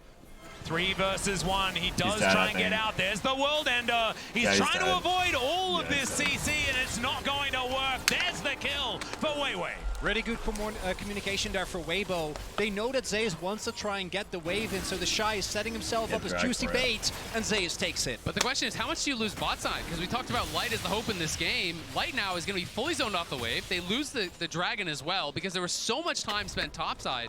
They're going to lose at least 1 plate bot, maybe 2, and likely most of, if not all of this wave, because he's totally zoned off until Crisp arrives. So, yes, they do get a kill on top side, but T1 are taking a lot down here on bot as well. And it's not going to be a Cloud Soul this time around, gentlemen. It is going to be Cloud Drake coming up second, so we will get a different Soul. We'll see what that is going to be a little bit later on. Zeus comes back up towards this top side, about 20 CS down. So the top lane that Weibo have been focusing on is kind of working out, but like you're talking about, so much is going to hinge around Light. Does still have a CS advantage. That bottom side certainly is somewhere that T1 can play through. And this is also where the early kill in Light, I think, makes a really big difference, because the fact that he was able to get that kill means that even with him having to give up some of his laning lead and Gumayushi picking up a plate, still going to be in a great position. Guma and Carrier, though, now taking control, as we do have Weiwei here again. Yeah, Control Ward has come in, of course. Crisp, he can make these tunnels. So they are a little bit closer than you might otherwise expect, but no, not going to pull the trigger on anything, understanding that T1 have full information of what's going on. Exactly. They knew they've been spotted. They're not sure where Owner is on the map right now, so it would be a risky play if Owner is shadowing them. He is level 6, so Weiwei just going to keep his farm up as much as he possibly can and re-clear that bot side jungle. But Faker, time and time again, has just been pushing out, moving into the enemy jungle, getting a ward down, and now pulls the wave to push towards him. So that entire wave is going to be denied from Xiaohu as it comes in towards Faker, and that's going to even out a lot of the CS in that mid lane. We can also see that Owner is in that area as well, so setting up for a potential gank. You can see Crisp going to come up Try and make sure that this mid lane is going to be sorted out. And with this wave pretty prepped, this is going to be a very satisfying queue. Oh, Faker doesn't even let us see it. He just wants to deny even more CS if he can, and now Zeus cheating down. They're trying to get vision on where Wei is, and they know he's not going to be on the topside jungle. Owner is there, Zeus is there, Carry is there as well, so they can now move up and potentially start up this Rift Herald, because they do have Prio. And Zeus now back towards his top side with Owner in tow, wanting to get a little bit of revenge. And even though First Blood came in, the Shy still has the CS advantage. Lightning Rush to get him out of there as Owner just mini-stun, kick into the wall. That is going to be the execution, but the ultimate is going to be there from the Shy. And after the flash, he will survive, and now it's Weiwei's turn. Can he actually get this one as Owner? About 50%. The safeguard to try and get out the flash for the knockup. It's still there, and Crisp comes in for the kill. They get some knockups. Zeus will survive, but not the Lee Sin. Meanwhile, on the bottom side of the map, the Blade Caller not quite there for Gumayushi. Picture in picture, as you can see, and Faker looking for a little bit more. He connects the backflip, or the shuriken of the backflip, and isn't going to be able to find too much more. So, Weibo should be able to get themselves this Rift Herald. Really important moment here, because with Belva, if you want to get those early Heralds, it's the Shy actually turning it around this time, staying alive for long enough for reinforcements to come in. Owner and Zeus don't actually get to 100 to 0, and that is the Herald going over to Weiwei. Yeah, Light just staying his ground, and when you do have the lethal tempo Varus, have to be a little bit scared if you are Gumayushi, so he's going to be going back, but still, just a trade of ghosts in the end. Very close stuff. I mean, both of them had committed their ults in that previous exchange where Guma was chasing him down in that bot lane. But this is Weibo on the brink of despair here in a match point game, being able to stay alive. Nice sidestep on that Q from the Shy was so clean as he flashes out, but not so far to let them out of that ultimate. Weiwei goes in, everyone is piling up here, but it's Crisp who arrives first. And it's the failed flash from Owner, right? Just on the edge, sets it up easily for Crisp. Even if he does hit that, I don't know if he gets out because he still has to walk past the wall. Crisp might have been able to clip him with how well he has been playing in this game. And a really big win for Weibo because they're already ahead in gold, but the fact that they will be able to utilize this Herald for a really big game in the side lane with the pressure that it gives the Belva, going to be a really big win. You can see the Stridebreaker complete now for Weiwei as well. Having that Mythic really powerful on this champion. You queue up on top of them, you slow them down. That sets up your W very, very nicely.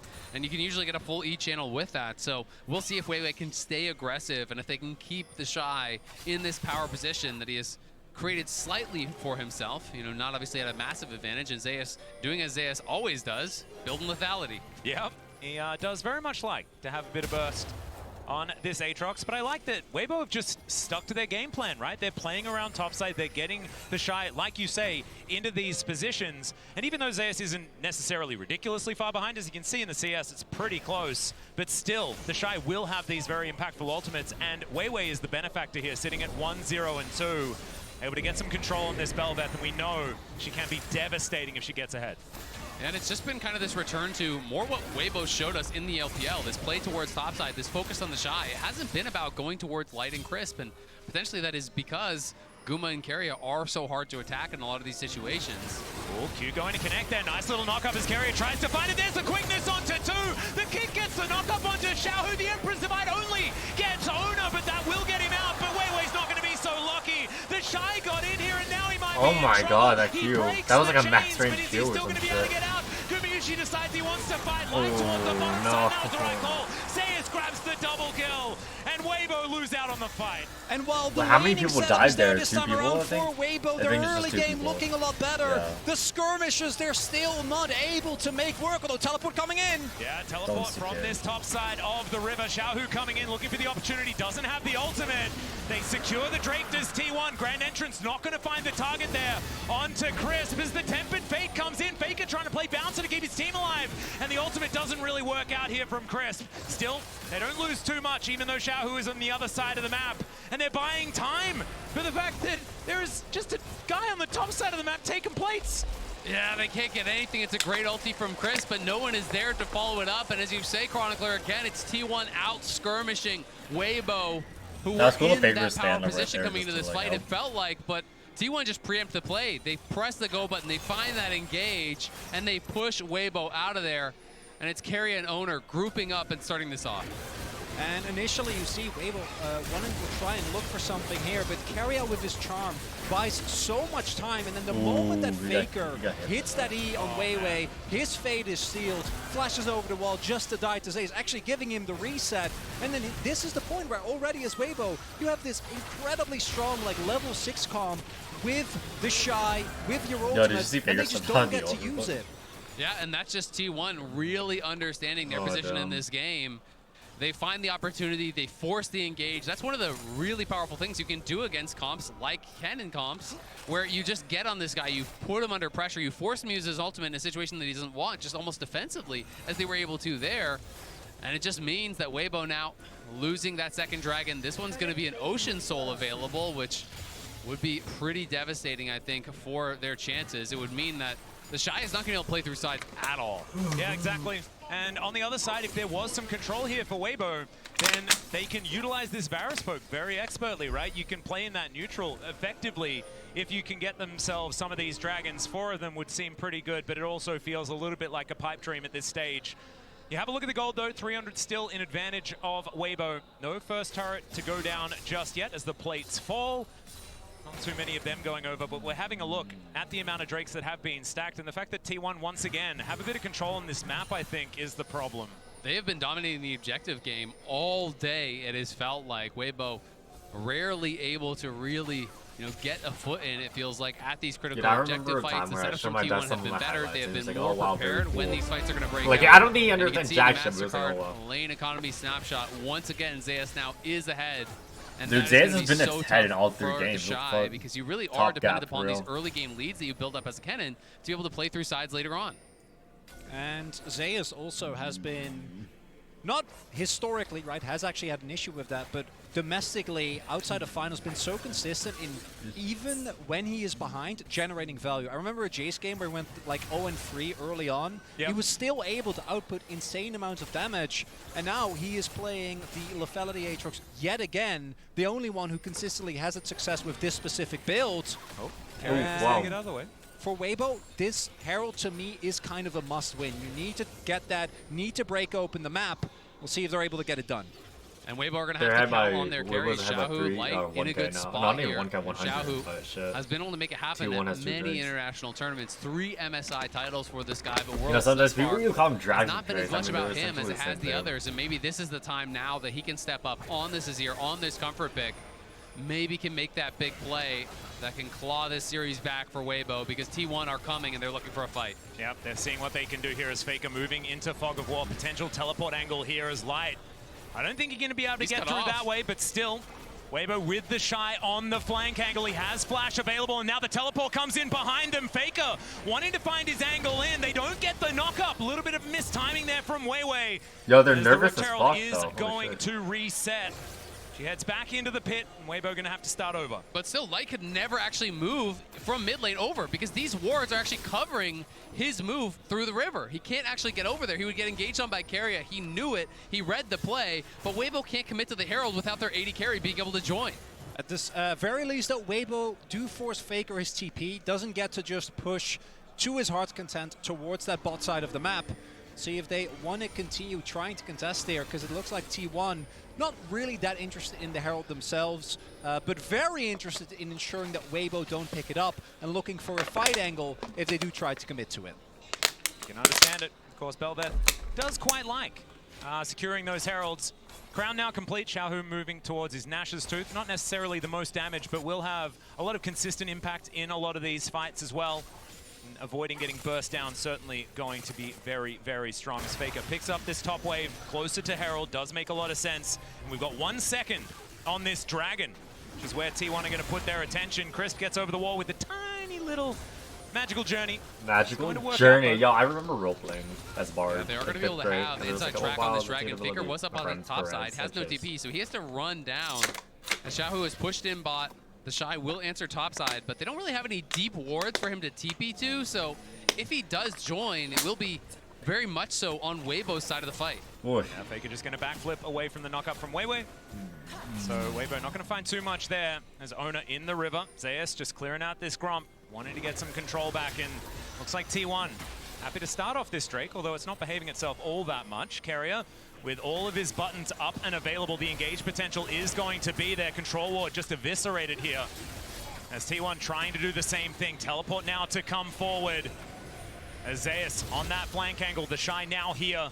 And Gumayusi pretty safe now on that back line. Look at Carrier though. It's so hard for Weibo to walk up because Carrier is on that sideline. They know he's there. Yeah, he flashes in. He finds himself. The charm onto 4 is there. Is the ultimate from the Shy, but it just doesn't quite do enough. They try and get out, but Faker has the perfect execution and locks down his fellow ninja. Xiaohu now taking a whole lot of damage, and Faker is in the shroud. He's toying with him. It's a double kill. Oh my god! It's a triple for Faker. Oh. Zeus is going to be able to block down the next one. Faker eventually goes down, but it's 4 for him and Carrier. And that is T1 turning the situation around.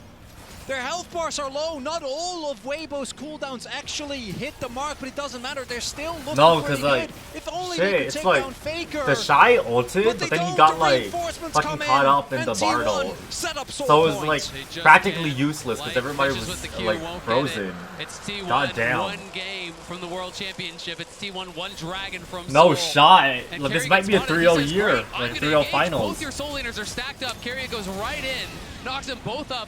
The Bard ulti comes through there. I think it was meant to protect the Shy and Xiao. Yo, has there ever been a team like in quarterfinals that won 3-0, 3-0, 3-0? Like, cause like if T1 wins, their track record is 3-0, 3-1, 3-0. The anti-synergy really rough for Weibo here with their backs against the wall. They just don't find the angle, and that is soul point set up. A triple kill for Faker on Akali, a champion that, well, of course, we knew he could play, but we hadn't seen this year just Dude, yet. Faker, when he's always in the finals, Seeing him man. play Silas and Akali in this series, though, after what happened last year. Just showing that it doesn't really matter what the meta's I wonder like. who the woman sitting in the back is. Faker's there. There is always going to be an opportunity. Just kind of cute. After what had But damn, that was really unfortunate from the Shy, because like everyone just got Bard ulted, so like his ultimate result was just essentially so impressive to see how well he is playing, because I don't think you could make the argument that he has been the best performing mid laner individually since 2017. This year, you can make that argument. He has been tearing it up.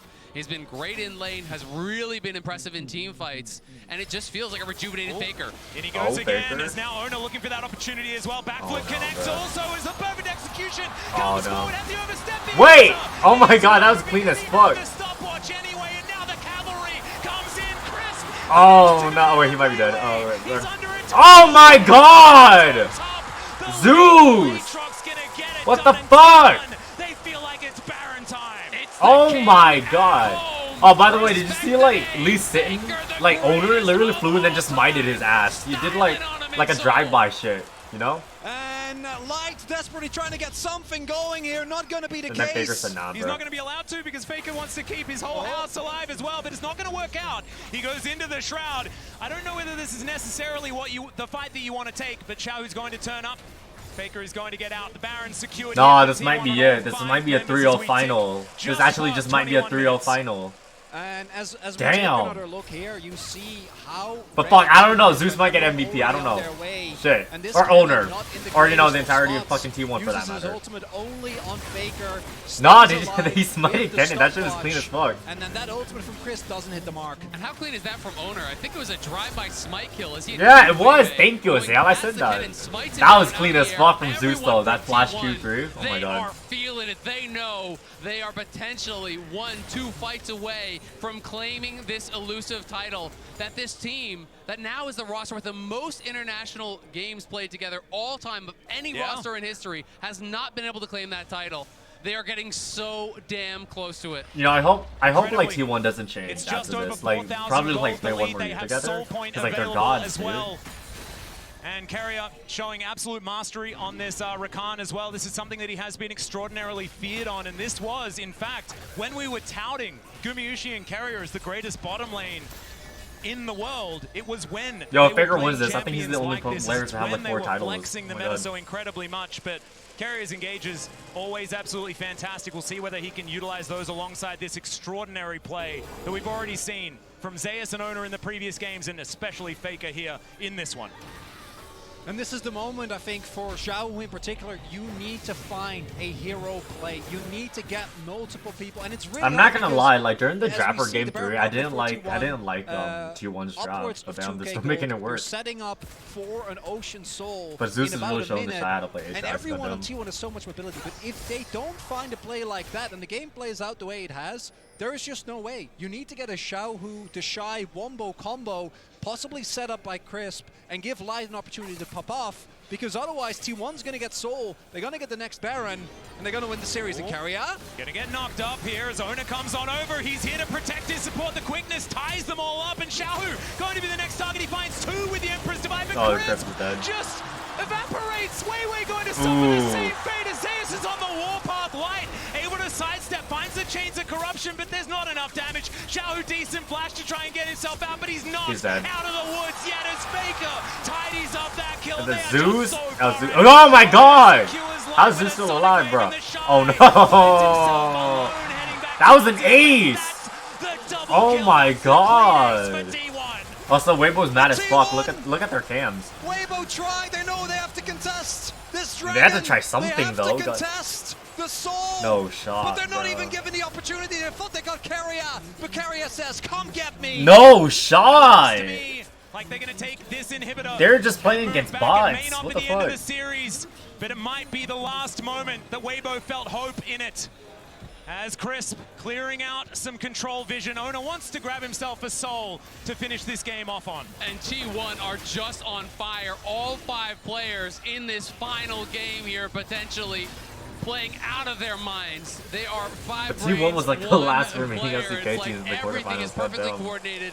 They think they've caught Carrier, but Or like not in quarterfinals, but I guess like semifinals, because like Gen G and KT just got eliminated. Pops the ulti fast for the move speed from the top side. Faker coming in from the bottom. T1 collapses from every angle, and Weibo are wiped from the map.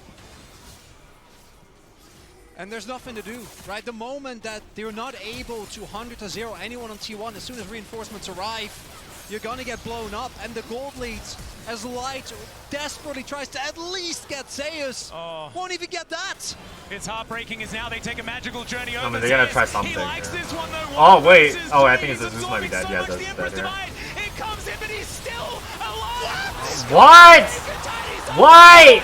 Everyone's just exploding as Weiwei trying to get something done, but it does not. No, they're gonna end. They might end. This is mid. This could be it. Lost in a game 5. 4 times they've been knocked out, and 4 times they have got back up for this moment. No way. No shot. They just ended it. Oh my god. Oh my god. It took Faker 6 years to finally get on top.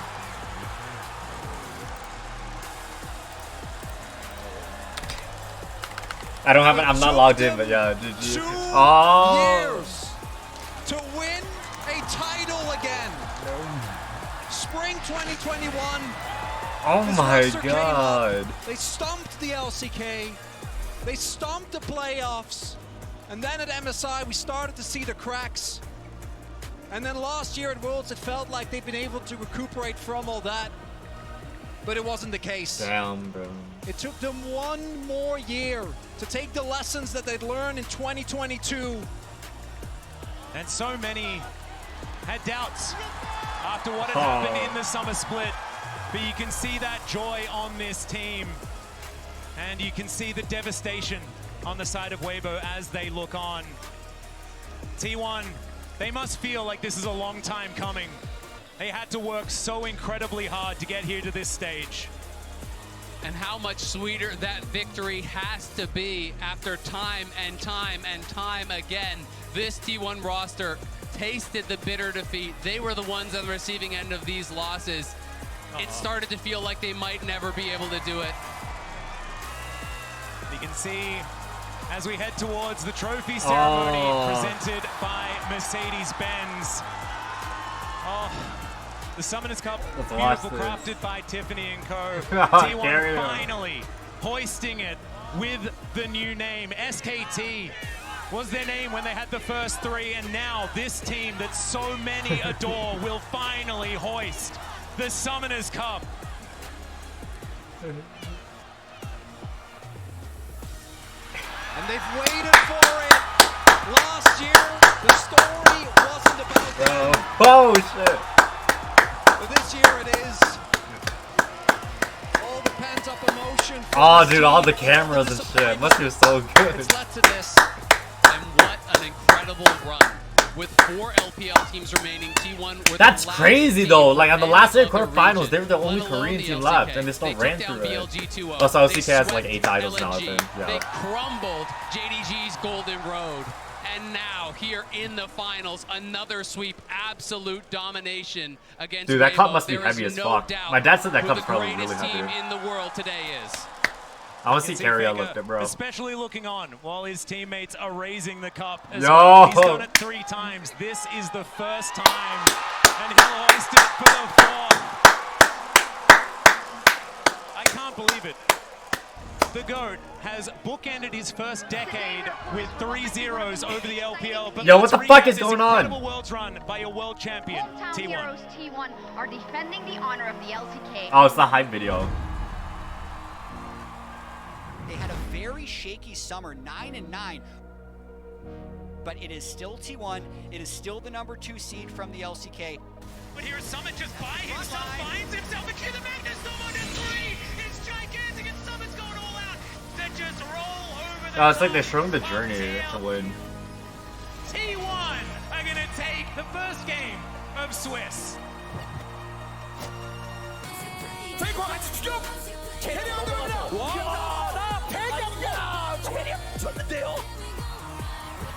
This is the team that T1 fans wanted.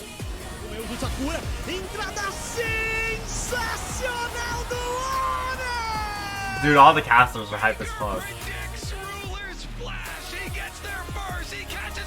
Ruler was just dead there. Because, like, even if he didn't flash, I think he still would have died.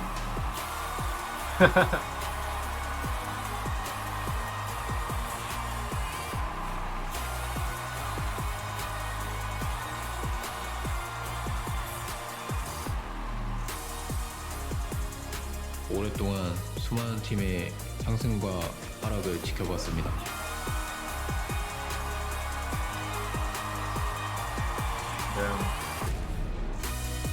끝에 서있던 사람은 True, actually true. What the fuck?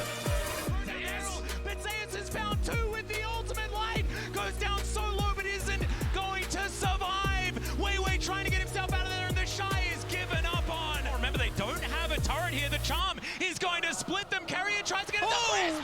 He goes forward and then just explodes, and then Ona thinks that that's his moment. It's a double again.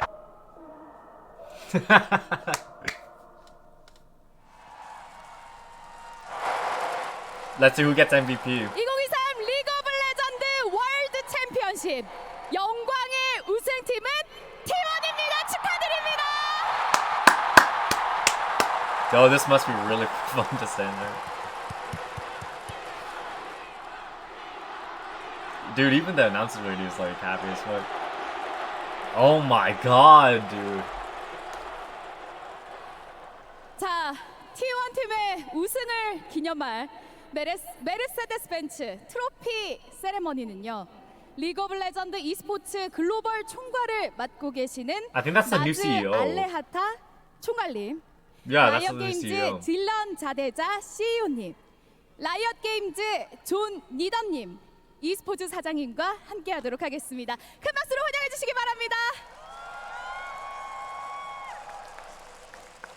Thank you so much, Heiji. T1, congratulations, our 2023 League Dude, I wonder if Legends my T1 World players understand Champions. this. Like, they probably understand Your something. journey has been exceptional. Your legacy is forever cemented, and you have given the world peak League of Legends. We are so honored to present you with the Summoners Cup and the 2023 championship rings. Dude, that dude is tall as fuck though. Like the guy on the left. On behalf of League of Legends and Riot Games, congratulations. I also would like to take a moment to thank the cities of Seoul and Busan for sharing their home with us this last month. Korea is the birthplace of esports, and you true. have delivered an unforgettable world. 감사합니다. What was that? That means like thank you, right? I think so. Please join us in congratulating your champions, T1. Dude, that dude on the left is so tall. What the fuck? Thank you. They're saying thank you. Oh, they're saying good job, stuff like that.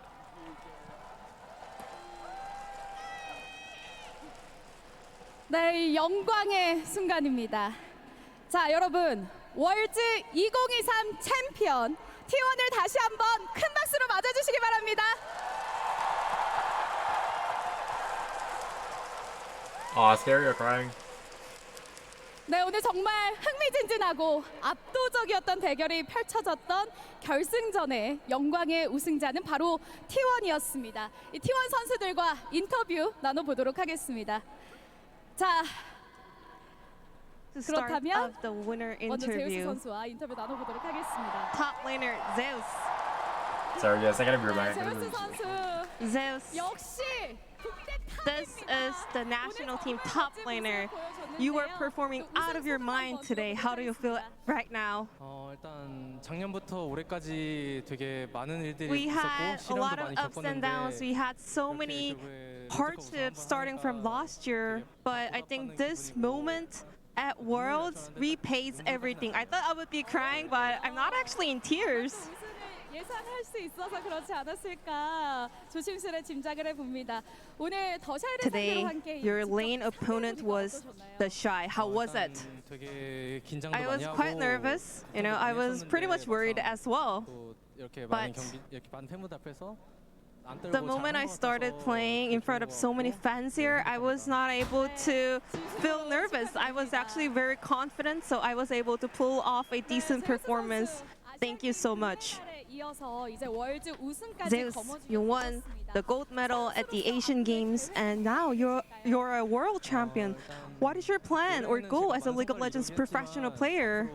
연도를 봤을 때 I mean, I can say I achieved a lot of achievements this year, but at the same time, all the other players will step it up starting next year. So I want to say I want to enjoy the moment of being the best top laner until the end of this year, and I will keep grinding. He already is the best top laner at the end of this year, though. What the fuck? I mean, the year's over. Once again, congratulations. Now let's A week? Damn, we waited a week for a clean 3-0. Goddamn. I wonder who's gonna get presented the MVP. Finally, you managed to win your first Worlds title. How do you feel? Over the course of 3 years, you know, it was not easy. You know, I was going through a lot of ups and downs, but in the end, I was able to lift up the trophy. It feels amazing. Damn, it's so poetic though, because like this wanted to roster has win been like this Worlds iteration of T1 with has the been 5 together for like players 2 years. on T1's And roster, like and in the end, we the made it. only I international don't know title how they things will won turn out next was year, the like the but Worlds, right? Even it though just they came means a close to lot that we MSI and managed to like win last the year. Worlds trophy in the end, all together as a team. A great accomplishment by Zeus owner Faker So Gumayusi poetic, and like they Korea win in the end. the biggest one at the Owner, end.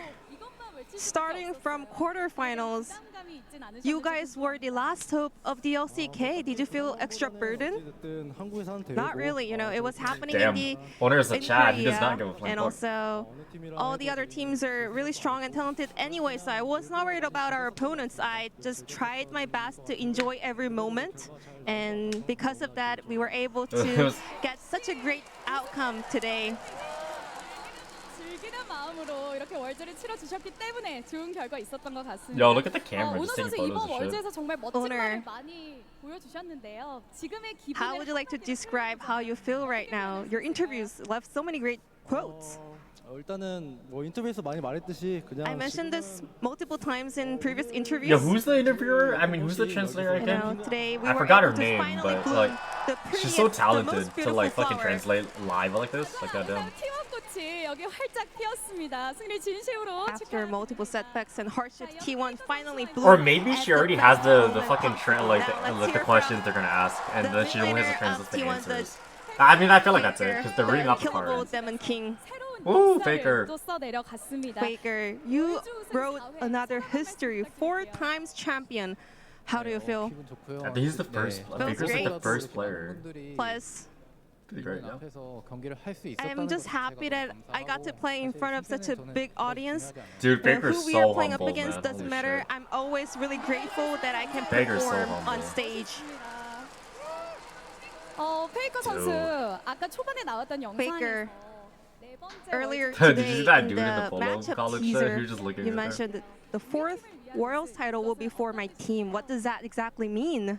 말씀드렸다시피 저는 사실 Well, Yeah, I wonder how. just Like, like I mean, I I feel like said Faker's probably just used to now, it since he's been doing it for so long. 저로 인해서 I'm just happy that the people are happy by watching Yeah, I me wonder what perform, and necklace owner I has, hope goddamn. my teammates are also happy by playing together with me. So I wanted to just share joy and happiness with all the people around me. 그렇다면 페이커 선수 함께 Then 고생한 Faker, would you like to say anything to your teammates? 다들 너무 고생 많았고 Great job, everyone. I know you guys worked so hard for this moment. Aww. Thank you so much. Yo, Guma Yuzi is gonna give a chat answer. He's gonna say like shit, easy as fuck. 사실 이번 월드 Faker. 정말 엄청 I feel like Guma Yuzi is gonna be a Chad. 보여주면서 다시 한번 리빙 He's gonna You answer have some. He's gonna proven say some shit yourself like as a it's living easy as legend fuck, by or I didn't know popping it was a up in finals. every game possible. And you said you keep wanna, going on as a professional player. What is your plan as a professional player now that you achieved everything? Still, I learned so much from this matchup as well. So I just want to become a better and greater player. Lastly, anything you want to say to the fans? It's been so long since I lost one world, so it feels surreal Took him right 6 now. years to But get to the top. I just want to say thank you to all the fans out there, and I will keep working hard for my fans. 선수와 인터뷰 나눠봤습니다. Thank you very much, Faker, and congratulations one more time. And now let's hear from Guma Yusi. Yo, please. Dude, the interviewer is so happy, bro. You finally made it. You are the world champion. How do you feel? Feels good 네, and 좋습니다. amazing. 기분이 좋다. 이렇게 짧은 한마디에 정말 많은 감정이 느껴지는 것 같습니다. 계속해서 바텀 구도가 I think it 핵심이었습니다. all came down to the bot lane matchup. How did you prepare the draft and comp today? Before I answer to that question, can I add on to my first answer? Yeah, of course. Go ahead. How do you feel right now? 하나님께 감사와 영광 돌리고요. Thank you, my dear Lord.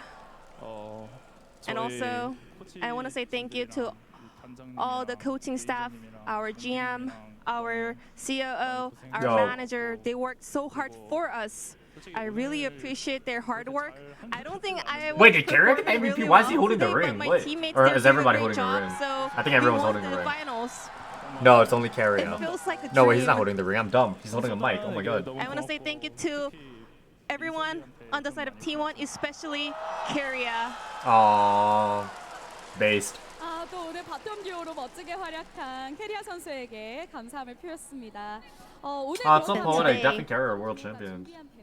What Yo, was last the year when I key watched to Worlds, the right? bot lane Like I was like the whole composition? narrative was definitely fake. Would My you dad and was like, Carria? "Why the fuck isn't Dev playing with T1 then? What the fuck? I think we kind Why of couldn't they play together?"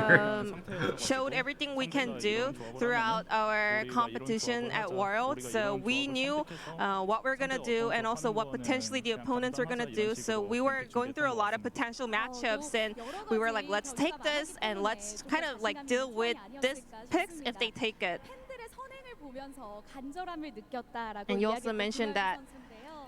by seeing all the Damn, this LCK and finals was roughly T1 just fans like 3 doing good hours stuff long. to make T1 win Worlds, you were also happy and could tell how desperate your fans are. Anything you want to say to them? 한 번에 3등을 So 했었는데 it was not easy. I know we ended up being a runner-up for like 5-6 Yo, it was times. like SSG, because in 2016 they ended up on lost in the third finals, place. and the next I year they know came back our as the fans exact were same really team and won. thirsty and desperate for That's this exactly what Team 1 moment. did. But I want to say thank you so much for your continuous support.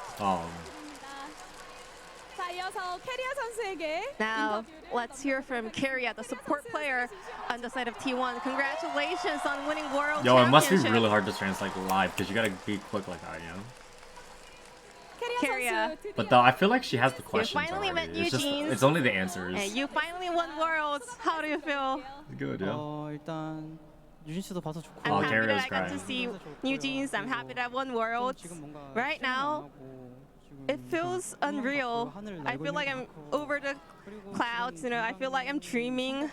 지금까지 있었던 과정들이 좀 I just keep thinking about all the process that we were working hard for this moment. You know, I'm really happy, but also I'm just feeling nostalgic about, you know, the 3 years that we spent together for this moment. Took them 3 years. 캐리아 선수 오늘 정말 Carria, 월드를 치르면서 가장 만족스럽다라고 느끼셨던 부분이 있으실까요? what do you think went well today, or maybe what was the favorite moment of Worlds this year? 잘 준비했다고 I think our preparations were really on point in quarters and semifinals, and because of that, we made it to the finals. Today, gameplay-wise, I'm not really happy, but my teammates were popping off. What? Wait, why wasn't he happy the gameplay was? I really Goddamn. appreciate that. Oh, damn, I was in the restroom, bro. I didn't see that shit, but hey. All the players, all Carria's the so coaching red, staff bro. were working hard in order to achieve this moment, so I am really happy and grateful. 내년을 바라봐야 할 텐데요. 앞으로의 계획. Carria, what is your plan heading into next year, now that you're a world champion? All my teammates were, you know, speaking some fancy words, so I'm gonna follow them.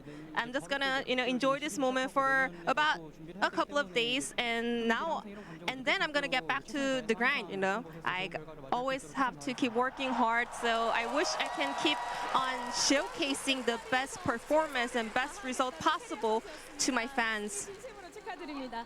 이어서 톰 임재영 감독 대행님과도 인터뷰 나눠보겠습니다. Now let's hear from Tom, the interim head coach for T1. 감독 대행으로서 월드 첫 우승입니다. 소감이 남다르실 것 같은데 How do you 어떠세요? feel winning Worlds as an interim head coach, the first year leading T1? 우여곡절이 많았는데. You know, Yo, this year viewership was dropped not back to easy, 500K but in the viewers. end, it's a happy ending. Oh, fuck. So right now it feels just surreal and amazing. Elegance. We got an emote, guys. What the fuck? 정말 많으셨잖아요. I can tell, you know, you and your coaching staff were working so hard because the drafting was the Yo, key this point gift is with going you crazy, and bro. Weibo. What did you focus on the most? 또 상대가 양대인. We were, yeah, Weibo also had Danny. So we wanted to make sure that we can kind of be more 준비했던 것 같습니다. thoroughly prepared for the matchup and compositions and draftings. 진심으로 축하드립니다. I wanna see what, like, 선생님과도 esports 인터뷰 has to say, 나눠보도록 bro. 하겠습니다. Moving on to Roach. Oh, wasn't Roach a Coach player on the once? side I of think he was like a top T1. player at that. Congratulations, Roach. 네. 월드 우승을 함께한 소감 여쭤봐야겠죠? How do you feel at the moment? 선수를 할 때나 이 팀에 들어왔을 When I was 때나 performing as a 이 자리에 professional 한 번쯤은 player, or when I just joined T1 as a coach, I really wanted to, you know, 선수들에게 좋은 경험을 be standing here once in a lifetime, and I finally made it. You know, we only have 7 people standing on stage at the moment, but not only us, but also Sky, our manager, our GM, all the staff Yo, on this the tweet side is of fire T1 as worked fuck so from hard and T1. supported us, and also our fans. Because of their support and love, we were able to make it happen. 선생님께 한마디 부탁드리겠습니다. Is there anything you want to say to the T1 fans? 마무리를 그래도 잘 한 I 것 think 같아서 we were able to end the year on a very good note. It's a big relief, but we will keep, you know, going on. We will keep challenging for another title. So I will look forward to your continuous support. Yo, me and Roach have the same style of glasses, Aviator. 인터뷰를 나눠봤습니다. Thank you very much, everyone. 오늘의 이 월드 챔피언으로서 정말 I know 잘해줬지만 all 5 players and also the coaching staff were doing a fantastic job winning Worlds today. But let's find out who is gonna be the finals MVP. I wonder who the it's gonna be, finals to be MVP honest. today. Is it possible to win it? Is it possible to win? Faker already has an MVP, 지역을 so like... 대표하는 전문가 패널의 투표를 기반으로 해서 오퍼 파이널 MVP가 선정이 됐습니다. It is time to reveal the Oppo Finals MVP of Worlds 2023. MVP는 Are they gonna have a high video or just gonna fucking announce it? It's gonna be Zeus on the top lane. Bruh! Congratulations! Zayu! I mean shit, he did pop off though, holy fuck.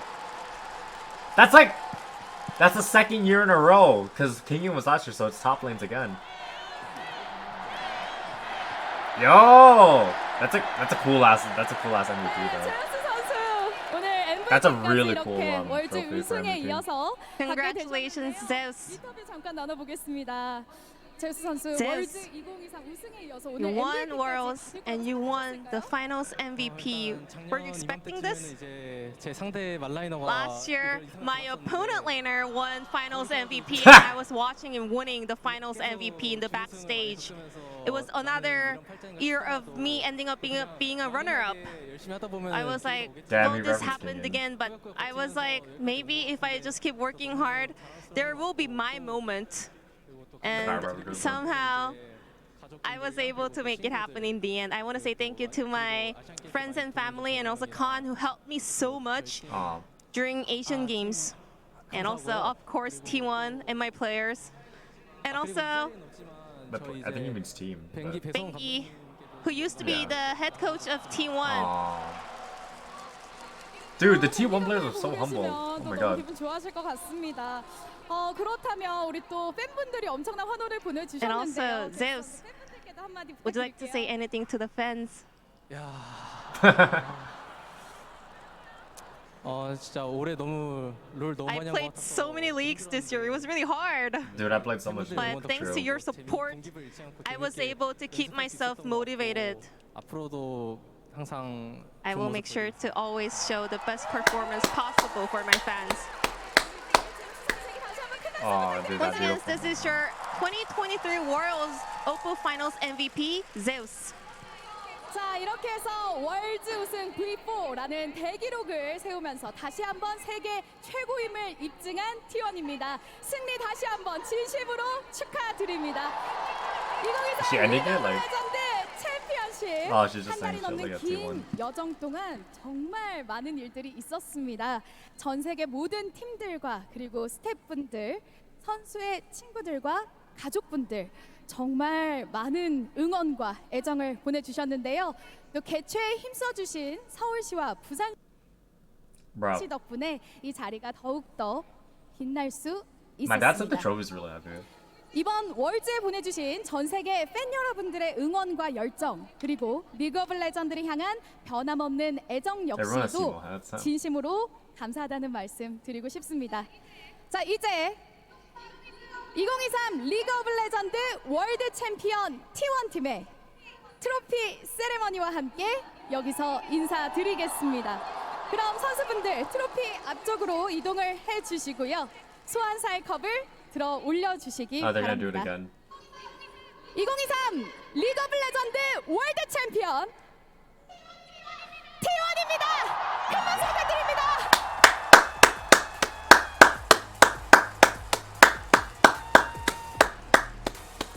Yo, what are those things in their ears? I think it's like headsets or mics. It's probably mics. Imagine how fun it is to be in the fucking crowd right now. Oh my god. Actually, imagine how loud Korea is. Absolutely monumental showing out of T1.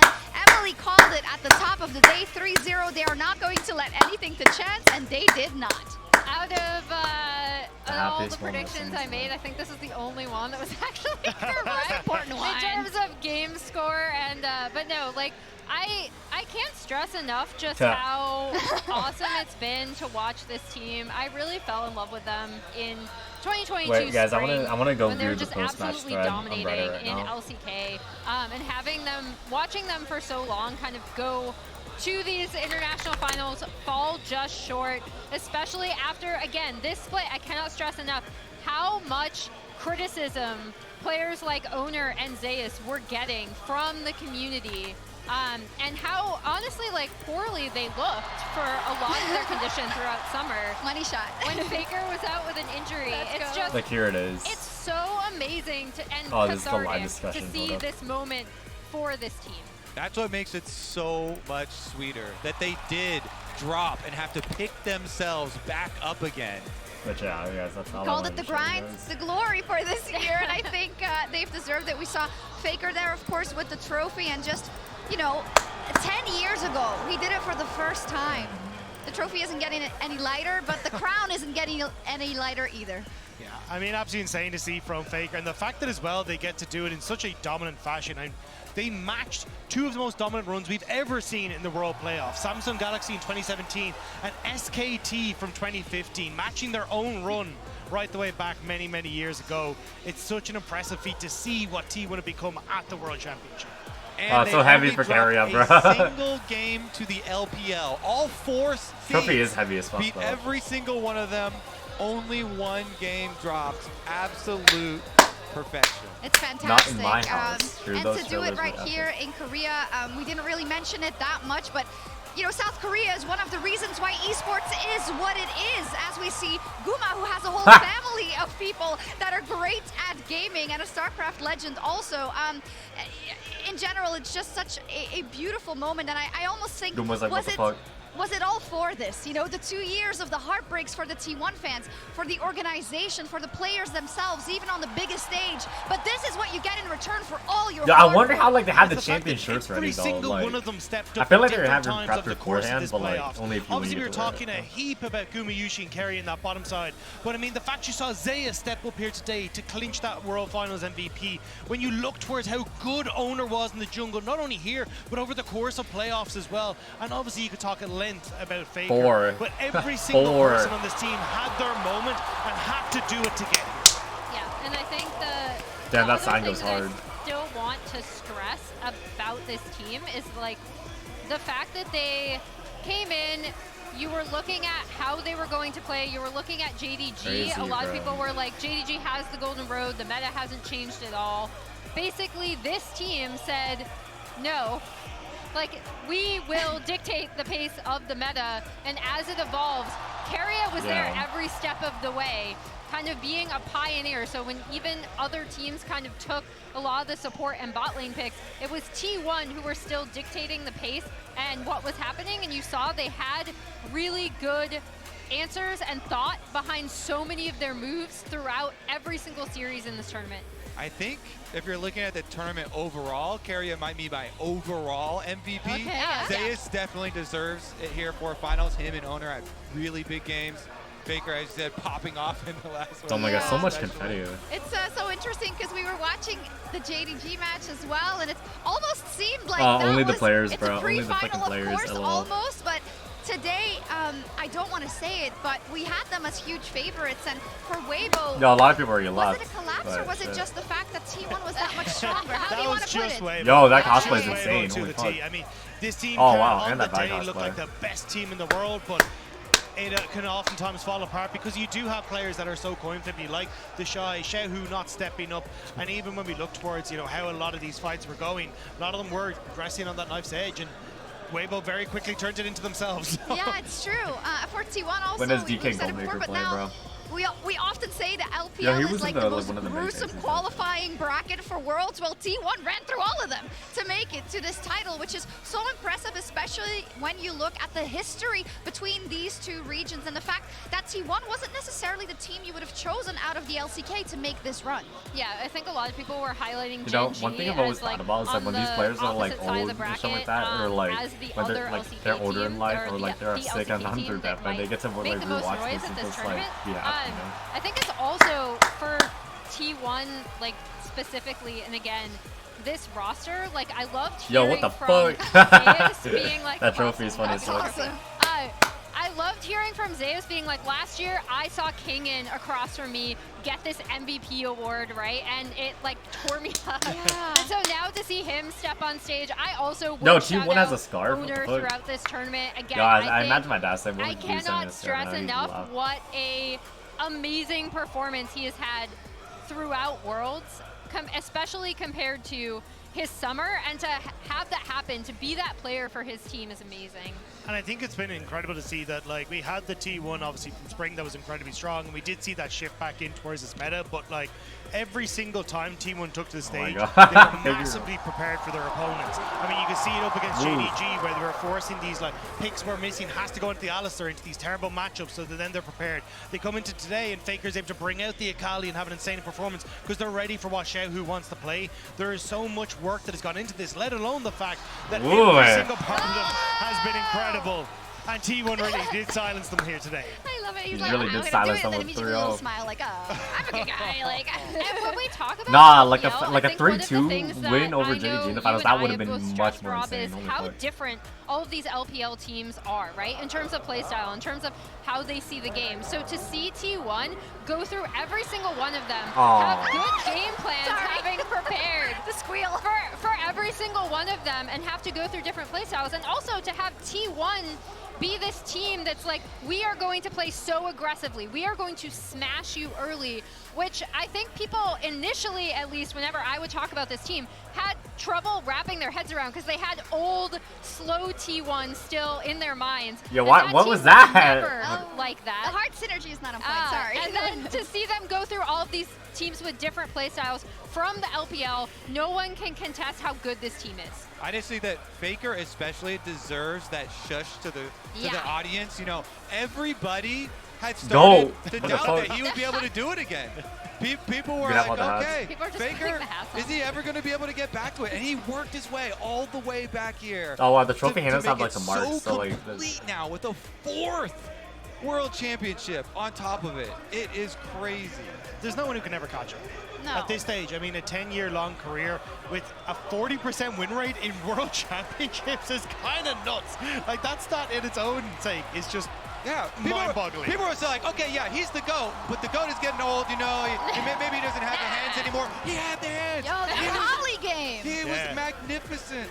It was crazy. It's so cool to see, and as we've discussed also before, it's those purely the numbers, absolutely, but it's also his influence on this esport. I would even wager he's one of the reasons why this esport and this sport is so incredibly big. Oh yeah, he's definitely, he is League Oh of yeah, Legends. you gotta be really careful going competitive downstairs League of there. Legends. I have to say as well, just for the T1 team, like there is also no way that this is ever going to not be Korea's favorite team ever. Yeah, wait, what the fuck are they doing? Only hope in the tournament and having all the pressure. They're like bringing it back. Do you think they're still gonna go their separate ways? They can't now. Oh my God! If the team breaks up working. still, it's gonna be such a heartbreak. I have some disappointing news for you guys. I think they still might. I mean, either way, We'll see. I think it's still an incredible moment for T1 winning and for moments. Faker. I like 10 years. But ago, damn, the Owner LPL looks like a got their fucking first goddamn ever boss finals with the way at the World ejaculated like Championship that. stage against Faker and against SKT, and they couldn't overcome them. And 10 years later, it's still the same final boss that they can't overcome. And it's incredible to see that T1 have been able to keep what has been such a world-class level for such a long period of time. And finally to have the other 4 members on this team picked up more than a well-deserved win and more than a well-deserved title is such a momentous moment, not only for like this team, but also, as you say, for the esport as a whole. It's crazy. Hey, Kobe, you tweeted it, but what skins do you think we're looking at? I was thinking I wonder the what J scale Star they for are. I Zeus. Yeah. You know the story around I wonder his what name, skins they're gonna play. and his That'd be mom Yona, I don't know. suggesting it Like to him Zoe because it Zeus, does sound like his Korean name. And the God of Lightning is so intertwined with some of his favorite champions, with the Jace, with the Kennen and So stuff. now Folly Bear? That'll be my vote. When I return and I get back. But you know, maybe something That's like why that I for really him. You know, for Owner, the Lee Sin, he got to pull it out in the finals a bunch. It has been magnificent for him. Every jungler also loves Lee Sins, and that sells really well. So maybe something like that. Faker's always talked about the Ahri. Yeah. So maybe he can finally get his Ahri skin. The bottom lane is a little more difficult because they're so versatile. Yeah. Like I would love a Gumaveris because I thought he had those crazy plays, but he's also one of the Dravens, so maybe he goes to Draven is pretty cool. Maybe he goes the Draven route. Yeah. Carrier could get an AD carry too. Yeah, that'd be crazy if Gumi used CP Karen. Yeah, No, I want the to petition. support's need to support. Yeah, I want to petition Carrier to do the Tom Kench because Carrier's Tom Kench. I just love it. It's so aggressive. Like, You know, I don't know. It'd be great. Wow. Really exciting. Another side quest, something we can talk about a lot. We do have a little bit of time to kind of talk about this win as we're setting up for our own interview, I believe, with Faker and Laura and Jason. But as you can imagine, a lot of people want to talk to him. That's a problem. Probably everyone. So let's talk a little bit also about. We can talk about the future because we don't know what lays in the future. I would just say, to agree with everyone else, that it would be incredibly sad if it doesn't go on, because I feel like you've worked on this for 2 years. Guys, I think that's all, essentially. The task couldn't be more difficult because you start this project where anything but a Worlds victory and an MSI victory and all the LCK titles and hopefully any other title that you can grab is the absolute minimum of what you can get. And it's now worked out, right? So surely they deserve, from a fan perspective, from us, we want to see them play more, right? Deserved, yeah. Yeah, I think the other thing is this roster, when we were looking at when they might have won their first Worlds title, and like